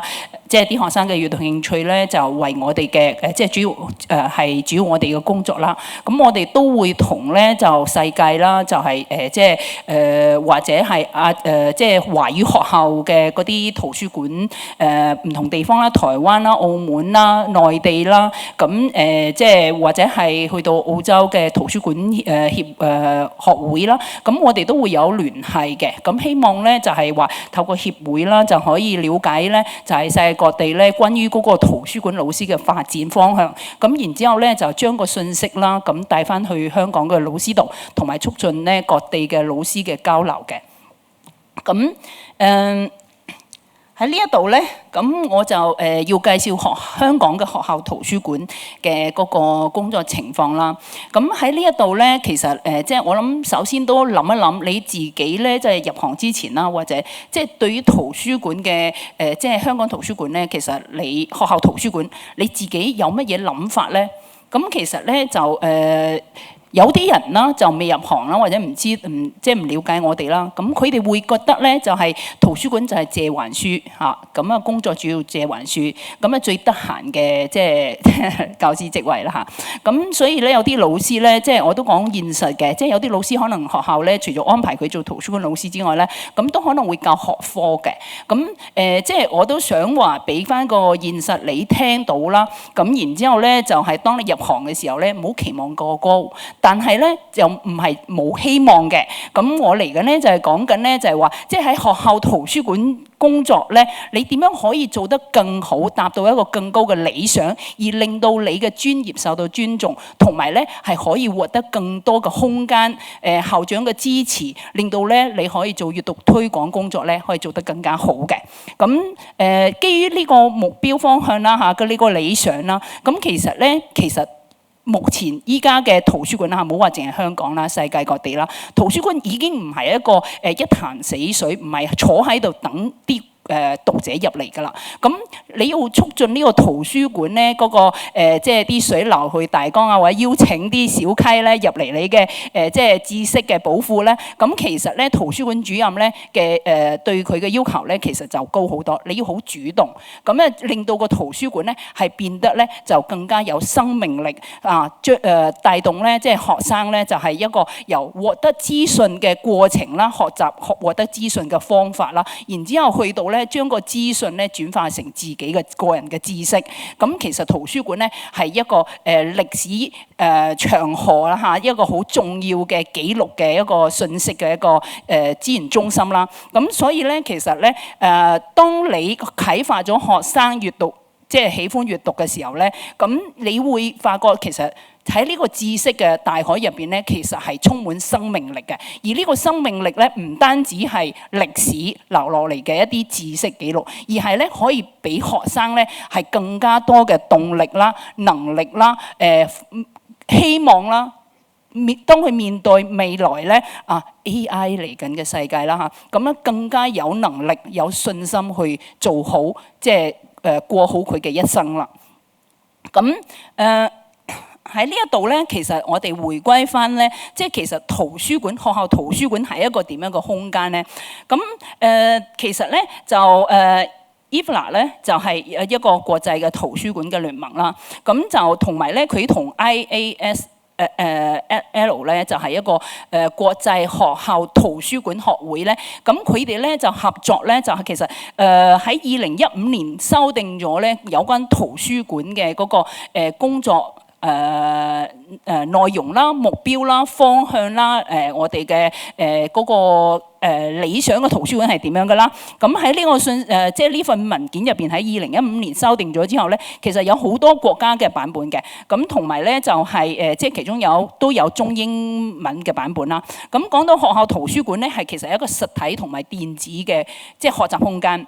咁呢個空間入邊咧，其實咧點樣令到知識流動咧，就係老師同學生之間嘅互動啦。咁喺呢個過程之中咧，其實咧係希望學生透過鼓勵學生閱讀啦，咁指導佢哋一啲最基礎嘅一啲查詢方法啦，研究啦、探究式學習啦、思考啦、想像空間啦，然之後再創作咧，去令到佢實現咧就係一個資訊嘅年代入邊咧，點樣可以喺周邊咁澎湃嘅資訊嚇，咁不斷改變嘅知識嘅嗰個環境底下咧，可以自處，即係獲得個人內心嘅修養之餘咧，就可以學習到社會同埋一啲文化方面嘅一啲知識啦，或者個人嘅修養成長嘅。咁所以咧喺學校嘅圖書館嘅工作咧，咁其實個目標都幾清，目的都幾清晰嘅。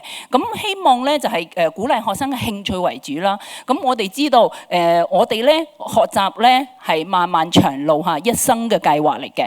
咁但係咧，如果你對學習咧冇興趣，對知識冇興趣，冇個好奇心嘅時候咧，其實咧你根本就冇心機去學新嘅嘢，但係呢個世界係不斷變，不斷有新嘅嘢嘅。咁所以咧就喺圖書館老師咧嘅嗰個呢度好重要嘅角色咧，就係其實當我哋點樣培養一個學生嘅嗰個有成為一個好嘅讀者或者一個有閱讀習慣嘅讀者咧，其實有3樣嘢嘅。一個咧就係一個人啊，指導佢嘅人，書籍，仲有一個空間時間。係咪？咁而圖書館老師咧喺學校入邊咧，就係呢個其中一個，真係其中一個，即係引導學生進入嗰個閱讀，透過閱讀嚇進入知識學海嘅人啦。咁當然家庭嘅教育咧都非常之重要，所以圖書館老師咧同家長嘅嗰個關係，點樣做個家長教育咧，都係影響深遠，對學生嘅幫助係非常之大嘅。咁圖書館老師都會教學生一啲閱讀嘅技巧啦、資訊素養啦。咁大家都明白。咁依家個資訊咧，其實咧好似即係隨手就可以攞到啦。上 internet 一 search 個 keyword， 咁咧就可能就揾到好多知識。佢可能做 project 咧都未必去圖書館。但係咧，其實網上嘅資訊個真確性嚇，咁同埋咧學生識唔識揾到自己，知道自己想要嘅嘢，揾到自己即係需要嘅嗰個資訊咧，用於學習或者生活所需。咁呢啲其實咧，我哋係需要咧透過一啲教學活動啦，或者一啲活動啦，或者一啲分享嘅過程之中啦，同閱讀嘅過程之中啦，咁咧其實同學生咧就係去討論，希望咧引導學生咧係有多方面嘅多角度嘅思維嘅。咁圖書館咧，學校圖書館嘛，咁我哋一定係要支援學科嘅發展。咁所以咧，其實你會喺呢一個表入邊見到啦，一個即係倒梯形嚇。咁咧呢個倒梯形，其實咧呢幅圖咧，2016年咧已經開始出現咗喺教育局嘅嗰個資訊素養 （information literacy） 嘅嗰個文件入邊。至到依家咧其實你見到我呢度寫2014，其實最新嘅嗰個教育文件啦嚇，基礎教育嗰個文件咧，其實去到2024已經有修訂。但係咧，其實呢啲角色咧都係或者圖書館老師嘅職責咧，其實都係冇乜大變動，因為呢個係大方向。咁你會見到其實咧，即係都即係好多謝公共圖書館嘅係啦，即係張小姐即係介紹咗啦，即係其實一般基本嘅圖書館館務運作。咁因為佢哋面對係全港一個好大嘅嗰個機構啦，好大嘅資源啦，好大嘅人力啦，但係將佢哋所做嗰啲嘢咧，你去回歸學校咧，其實就係得一個圖書館主任嘅啫。一個圖書館主任，仲要如果呢個圖書館主任咧，佢仲要兼教學科嘅話咧，其實你可以想像到咧，一個圖書館老師咧，其實可以做嘅嘢咧，其實真係有啲困難嘅，要做好即即係真係我哋嗰個職責角色或者我哋嘅責任要做嘅嘢。咁當然我哋都向住呢個方向去努力嘅。咁都係有啲好嘅例子啦，我自己都係其中一個，我覺得都係好幸運嘅例子啦嚇。好多遇到幾個伯樂校長，咁所以咧其實你會喺呢度見到咧，其實管務只不過係好基礎。咁咧其實咧去一跳同老師合作嚇，咁咧資訊即係不斷要面對 AI 嘅嗰個挑戰啦嚇，即係資訊發達嘅挑戰啦。仲有我哋要成為一個咧課程嘅即係領導者啊。咁呢個對圖書館主任嘅期望咧，係咪冇可能達到咧？都唔係嘅。咁只不過係睇你個人，因為其實個圖書館主任咧喺國際有好多嘅嗰個研究都見到咧，其實喺一間圖書館嘅閱讀推廣要做得好嘅成功嘅話咧，其實係需要有啲咧係有專業培訓嘅嗰個一個人員喺入邊嘅，呢個好重要嘅。咁所以頭先咧個大專係啦，然後嘅啲培訓課程咧，其實咧係我哋嘅基礎嚟嘅。如果你冇呢啲基本即係嗰個學識嘅話咧嚇，專業學識嘅話咧，你要將個圖書館發展到一個即係一個可以幫到學校、幫到學生嚇，具備國際視野，即係幫到學生面對未來嘅話咧，其實咧就係真係困難重重嘅。但係我哋有協會啊嘛，記得入會。咁其實咧我哋嘅協會咧就係有陣時會盡量去即係我哋建立個群組啦，幫啲同工啦解決一啲問題啦。咁我哋面對未來嘅 AI 啦個世界啦，其實真係好恐怖嘅嚇。即係你可以打個 title， 然之後咧其實幾秒鐘佢已經嚓一下咧俾你幾個信息咧就係關於你應該做啲乜嘢。當然係咪有 AI 我哋就乜嘢都唔使學，唔使圖書館咧？唔係嘅，我哋更加要有個好嘅基礎，知道有個背景知識，然之後我哋先至識得判辨乜嘢係正確可用、用得着嘅嘢。咁所以咧就係圖書館嘅即係。一定要保存嗰個人性化啦，你對讀者啦嚇，咁令到讀者咧享受其中，獲得所需。咁另外咧，我哋圖書館嘅一啲嗰個核心價值啦，點樣令到學生咧係去到咧就係獲得即係有道德咁樣使用資訊。咁頭先呢個講咗啦，專業好緊要嘅，所以咧有心一定要讀。咁咧就頭先咧就因為有啲講者已經講咗啦，即係其實教育局都有啲培訓課程嘅，咁咧就有啲係街精班啦3日嘅，咁有啲咧就係頭先講咧diploma 啦嚇 teacher librarianship 嘅嗰個課程啦，即係其實咧政府嘅文件入邊有規定咗咧入圖書館嘅老師嘅呢個行業咧，其實一定要有即係教師培訓嘅。因為你係 teacher librarianship 啊嘛，你先知道 teacher 嘅 needs 老師需要，即係你點樣去幫助佢哋。咁所以呢個咧係我哋協會，我哋啲 teacher librarian 即係好堅持嘅一樣嘢。咁唔係話其他人唔可以入行，得你去參加即係嗰個老師培訓啦。咁我哋覺得咧呢個先至可以係達到一個學校圖書館老師嘅一個要求啦。咁至於咧其他專業嘅培訓咧，你可以入職之前，你如果學定先，你入職就容易啲。但係咧就係話你入咗職之後咧，做咗老師之後咧，再去參加培訓咧，其實你有好多途徑。頭先講咗，我唔多講啦嚇。咁另外咧就係中學其實都係類似嘅。咁就但係中學要記住喎，如果你有人要問你咧，咁啊個要求咧，其實你真係要睇翻2009年嘅嗰份嘅教育則例先睇到相關嘅介紹嘅嚇説明。咁啊即係去到人工啦，咁其實咧就係teacher librarian就係老師，係跟老師嘅職級，係跟老師嘅假期嘅。咁起薪點咧係今年咧就係去35,000至到67,000嚇，呢個係小學。咁啊中學咧係35,000至到81,000，咁其實都幾吸引嘅。但係你要睇翻頭先咧，你要做嘅工作，你嘅期望啦嚇。咁咧所以咧就係即係你做得越好啦，校長俾個空間你去發展咧，當然你係有機會。但係如果你冇教師培訓，依家大學生都可以做老師噶嘛，咁你嘅 point 咧人工就會降幾點，同埋嗰個最頂嘅 point 咧就會有少啲啦。咁其實講總結啦，希望更加多嘅人咧行入我哋嘅行業。呢幾年咧即係人事變動咧就比較多新人入行。咁希望你咧都同學生陪伴學生一齊啦嚇，即係你接受咗專業知識，幫我哋學生同埋你自己一齊享受閱讀、享受學習，同埋咧具備終身學習嘅嗰個目標。好多謝各位，唔該。多謝黃女士。Thank you, Miss Wong。咁時間過得好快，到咗今日最後一位講者，而家有請羅夏信律師事務所林珮瑩女士介紹專科圖書館嘅工作同埋就業情景。Time has passed quickly, and now we have reached the final speaker of the day. Please welcome Ms. Pearl Lam, the Information Officer at the Stevenson Harwood, to introduce the Career in Special Libraries. Ms. Lam, please. 大家好，咁我今日就會同大家分享翻一個專業圖書館嘅工作同埋一個我所見到嘅心得啦。咁其實律師行都只係其中一款嘅專業圖書館嚟嘅啫。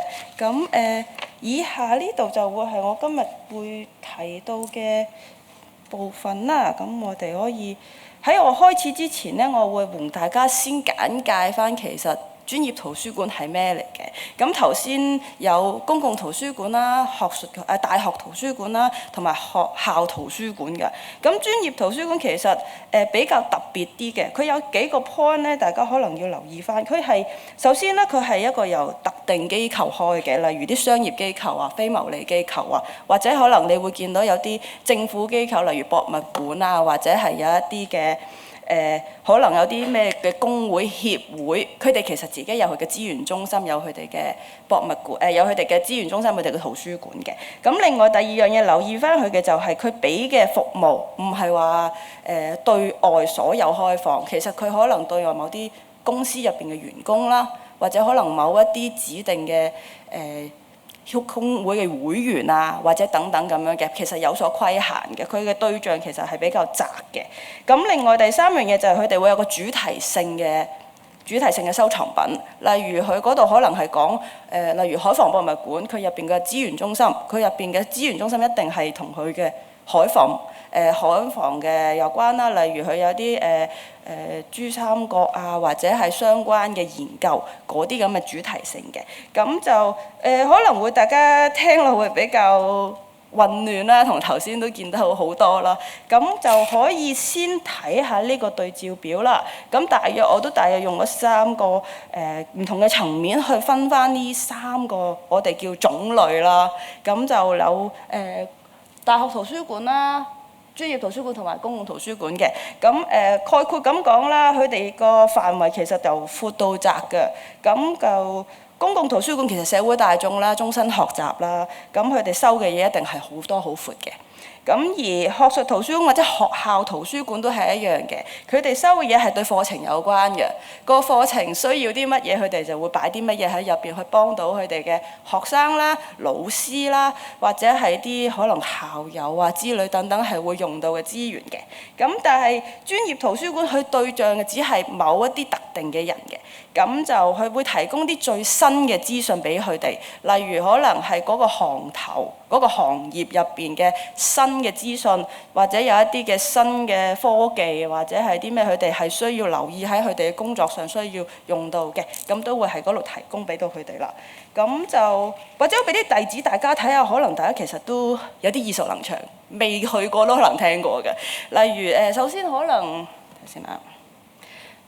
咁又有幾款啦，有啲係政府機構啦，例如司法機構嘅圖書館啦，咩高等法院圖書館啊、區域法院啊咁樣啦。咁呢個就係中小企中小企服務中心啦。咁佢本身嘅就係喺呢一個商貿及發展局 TDC 嗰邊嘅，咁就佢有啲咩咧？係做啲商務嘅資訊啊，提供一啲嘅商貿數據啊，或者係有啲咩嘅機構可以幫到佢哋創業啊咁樣嘅嘢，可以係提供到嘅。咁另外可能大家會有啲奇怪，見到呢啲公司或者 iCable 嗱，呢啲係私人機構嚟嘅，咁佢哋本身嘅有嘅圖書館咧，都係對內可能俾員工，咁佢哋嘅存在就係幫到啲員工去完成佢哋嘅業務啦，或者係可能佢哋嘅業績上面係需要揾一啲嘅資源要幫手嘅。咁例如就可能ARUP 呢個其實佢係一個建築公司嚟嘅，佢係做工程啊，或者係做一啲嘅環境評估啊等等嗰啲嚟㗎。咁可能佢哋所要有嘅嘢，除咗書以外，其實有好多其他嘢，例如圖則啦、模型啦，或者係啲其他嘢需要管理㗎。咁 iCable 其實佢每個部門都會有啲嘅，咁以我所認識咧，就新聞部入邊咧本身都有個圖書館嘅，咁佢收藏啲咩咧？除咗書比較少嘅，咁佢哋有好多唔同嘅新聞片、採訪嘅新聞片，某啲對象嘅採訪啦，或者佢哋拍攝嘅片啦，啲新聞稿啦，或者某一啲嘅名人嘅資料啦，咁樣呢啲都會收藏喺度嘅。可能大家會有啲印象，每一次有啲名人去過身，咪會有一啲回顧片嘅。咁嗰啲回顧片咪好多唔同嘅片，可能幾時嘅採訪、幾時嘅出席過、幾時啲咩活動等等呢啲嘢咧，其實都會喺嗰啲圖書館入邊揾到嘅。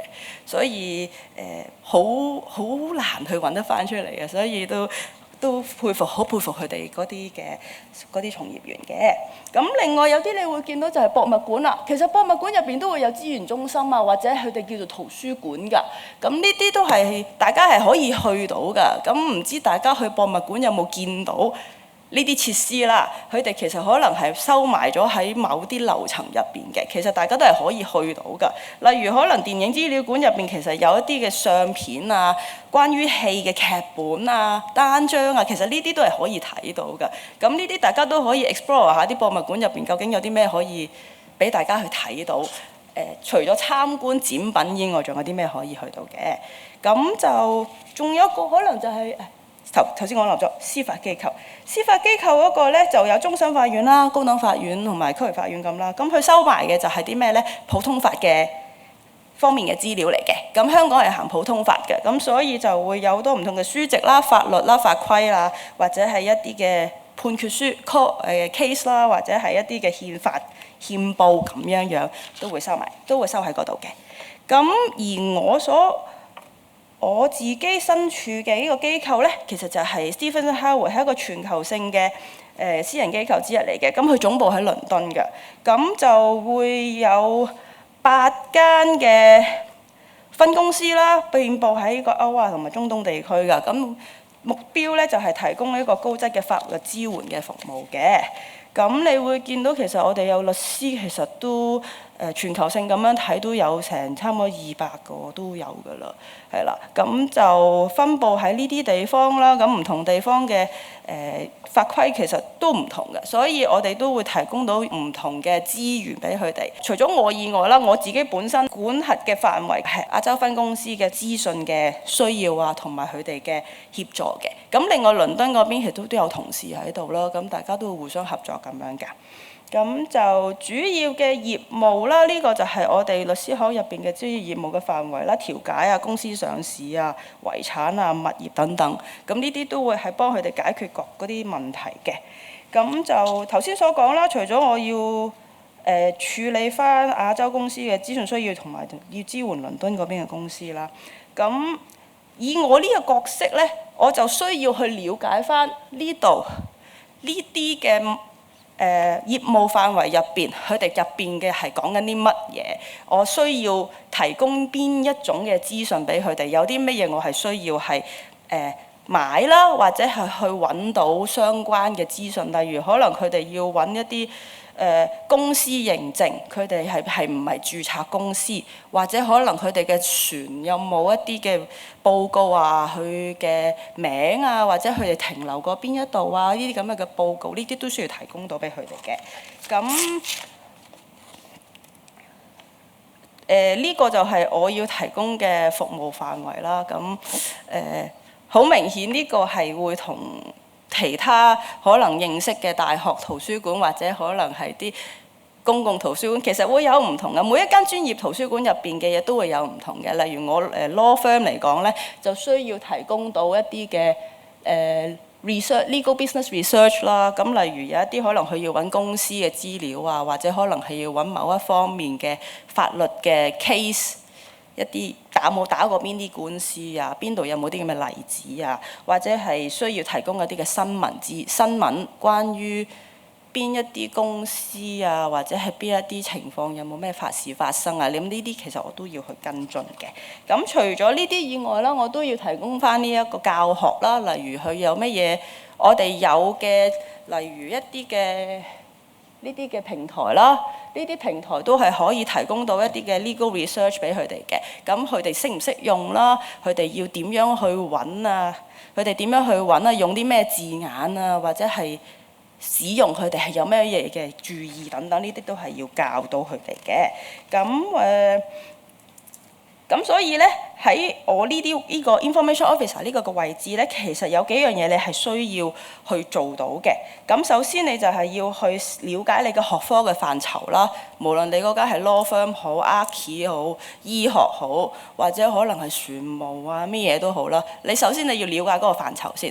可能你會讀咗嗰科可能會更好嘅 bonus 嚟嘅，但係你冇讀都唔緊要，但係你至起碼你要知道佢入邊有啲乜嘢係提供到俾你，有啲乜嘢你係要知道嘅，佢係有邊幾種分類啊、種類啊，有咩你要字眼你要識，你未必識內容㗎，但係你要知佢講緊啲乜嘢，係啦。咁另外一樣嘢就係有啲咩資源你可以使用啦，例如佢有咩嘢嘅工具，例如有 Lexis 啊，或者可能有一啲嘅 electronic resources 啊，邊一啲嘅雜誌，邊一啲書，甚至可能係邊一啲網站。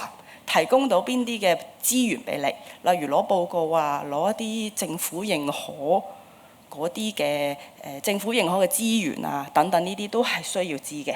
咁同埋 information literacy skill 啦，咁就呢個永世都係需要嘅，係要點樣判斷翻嗰啲樣嘢啱唔啱？尤其是而家好多啲資源啊，嗰啲假嘅新聞啊。有一個例子可以講下嘅，就係例如喺美國喺好似半年前度啦，啱啱 AI 出嚟嘅時候咧，有個律師咧就去打官司，就攞咗用 AI 去揾啲 case 去幫手。咁 AI 俾咗個 case 佢，咁上個 call 之後，原來發現嗰個係假嘅 case。AI 攞咗某一個 case 而去做一篇俾佢㗎。咁所以information literacy 你就需要。你要有呢一個技巧，或者係有呢一個嘅判斷能力，究竟呢個啱唔啱啦？你唔好淨係睇到佢有齊晒所有結構，或者有 number， 有乜嘢有成就係嗰種 case。你要去睇翻入邊啱唔啱，係唔係存在呢樣嘢？你要調翻轉去揾翻呢樣啱唔啱嘅。所以呢樣嘢係比較重要嘅。咁同埋另外一個嘢就係個溝通技巧啦。溝通技巧，因為好似以律師行為例啦，我經常性收到好多唔同嘅問題嘅，幾乎要咩都有，幾乎要咩都有嘅，所以你就要去好搞清楚究竟你個讀者想要乜嘢，佢可能只係會俾一兩句嘢你，彈幾隻字俾你嘅啫，你點樣去理解佢嗰啲嘢，嗰幾隻字，或者可能你要去理解 clarify 翻，問清楚佢究竟你係咪想要？我想要 case 嘅，關於某一啲嘢，邊一個時間幾耐到，我可以抄到俾你。但係你要先清楚佢究竟想要啲乜嘢，所以溝通技巧係好緊要嘅。咁就所以就係呢幾樣啦，呢四個方面其實就係基本上除咗 information officer 以外咧，我覺得。好多個行業、好多個工種咧，其實都適用嘅，所以呢個係比較增進自己嗰個技巧啦。咁啊，以去應付到你哋未來去嗰啲嘅工作啊，或者係點樣嘅。多謝各位。多謝林女士。Thank you, Miss Lam。咁而家我哋嚟到問答時間，我哋先請4位講者上台就座。You will now be the Q&A session. May I invite the 4 speakers to come up on the stage and take a seat, please? 各位講者好啊！我想問呢個喺公共圖書館咧有 assistant librarian 嘅職位啦。咁我想問咧，佢通常係幾耐請一次，同埋通常係咩月份啊？唔該。嗱，其實就冇話幾耐請一次嘅，咁就視乎我哋嗰個流失率有幾高啦嚇。咁因為近呢幾年咧就好多唔同嘅原因啦。咁其實我哋其實大家都可能留意翻新聞，政府嘅職位其實係平均嗰個空缺咧都有10%嘅。咁其實我哋近呢幾年嗰個流失率都比較多啦。咁當我哋管理層嗰邊發覺，如果好多即係好多 vacant 嘅位需要填補嘅時候咧，咁我哋就會加緊去做一個 recruitment 嘅 exercise 嘅。咁但係就冇話特定規定，譬如1年我哋會請幾次，或者係咩情況之下先會請咯。因為其實開一個 recruitment board 咧，就唔係一個簡單嘅事，即係我哋要做好多 planning 啊，做好多其他嘅嘢先至可以做到一個 recruitment board 嘅。咁所以啱啱最近就6月嗰個就截咗止啦嚇。咁如果譬如你今次真係 miss 咗咧，即係有心考嘅，就唯有就下一次留意翻政府我頭先講嘅，譬如一啲報章啦，或者係甚至乎我哋康文署啊、圖書館個網頁咧，同埋公務員事務局咧，都會有呢啲空缺嘅資料刊登嘅嚇。In your experience, I wonder how transferable do you find experiences in one type of library to work in a different library? If someone starts in one particular type of library, are they barred from ever working in a different type of library, or have you found successful examples of transferring across different types? Actually, I have been working in the academic library from the part-time to the full-time staff at maybe 10 years, I think, in the law library, the Hong Kong University Law Library. So in that experience, I learned what I can use, the skills, and what the coverage inside. And that's the foundation for me to explore my path to a law firm or the other way. As actually the special libraries and the academic libraries actually is very different. Maybe I can say it this way. Academic library, the target is the students. You teach them how to fish. You can teach them how to use the tools or what they can use, how to finish your job. But in the special libraries, I found I'm not teaching them how to fish. I'm serving them. I can serving them with the food. And what they are looking for is different. They are not students. They are working in maybe very urgency. So what they need may be something useful, something quick. And you need to grab the information and give to them. So I have been two types of libraries. So that's what I found the differences. So it's quite different, and also in different areas, you may have in different environments, you may see that the culture is different. And maybe I'm in the Asia office, so actually I'm alone. the same as the school libraries. I'm alone with the whole Asia office materials, all the budgetings, something that I haven't touched in the academic libraries. So if you say for the transformation, maybe hardworking and more understanding will be helpful on top of your understanding in that field. You will never find the end of it.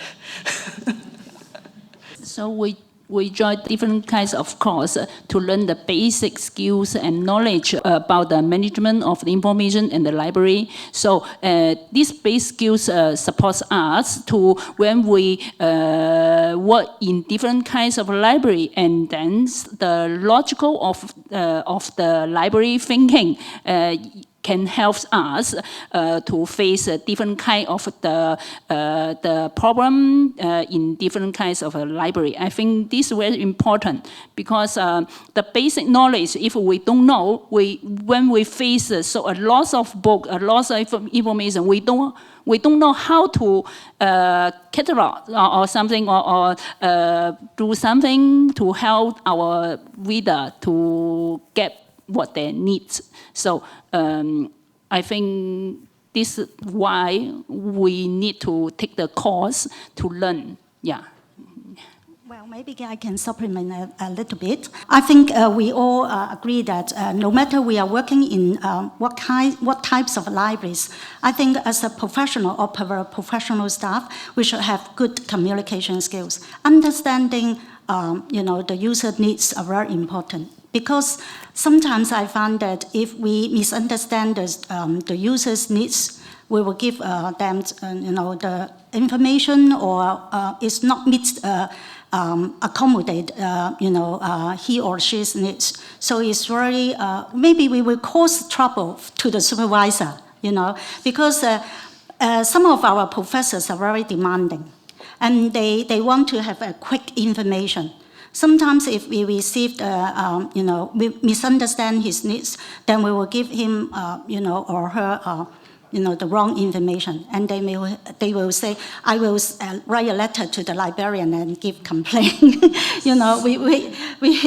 We are really, do not want to have this kind of cases happen in our university, because we need to create a professional image to all users. Yeah, thank you. 即係學校圖書館咧，其實都有即係圖書館助理呢個職位嘅。咁喺圖書館助理呢個職位咧，其實咧唔需要係老師嘅資格嘅。咁所以咧，當你有 library skill 啊，或者你即係其實或者你想從事呢個行業咧，其實嗰個入門嘅要求咧唔係太高嘅。咁我覺得終身學習最緊要啦，即係你入嗰行，你中意嗰行嘅話咧，你不斷，你會頭先聽到好多嘅即係 information 啦，你知道有唔同嘅方法去令到你不斷一個 step 咁樣去達到你個目標嘅話咧，咁其實咧就係即係。因為依家行業入邊咧，即係都多咗學校咧重視圖書館，即係我哋都需要請圖書館助理嘅。咁即係都唔係咁容易請嘅，唔係好多即係適合嘅人啦。咁我覺得即係可以嘗試啦。即係如果有咁嘅機會咧，就係邊做邊學啦。我諗呢個好重要嘅，係。咁多謝大家嘅踴躍發問啦。咁呢個答問時間就會結束。And since there are no more questions, so we are coming to the end of the Q&A session. 咁今日嘅講座就已經嚟到尾聲。我代表主辦機構再一次多謝各位講者。咁佢哋都為準備呢個講座花咗好多時間，亦多謝在場各位嘅參與。So we have come to the end of today's forum. On behalf of the organizer, I would like to thank all the speakers again for their time and effort, and all of you for your participation. And thank you and enjoy the rest of the weekend.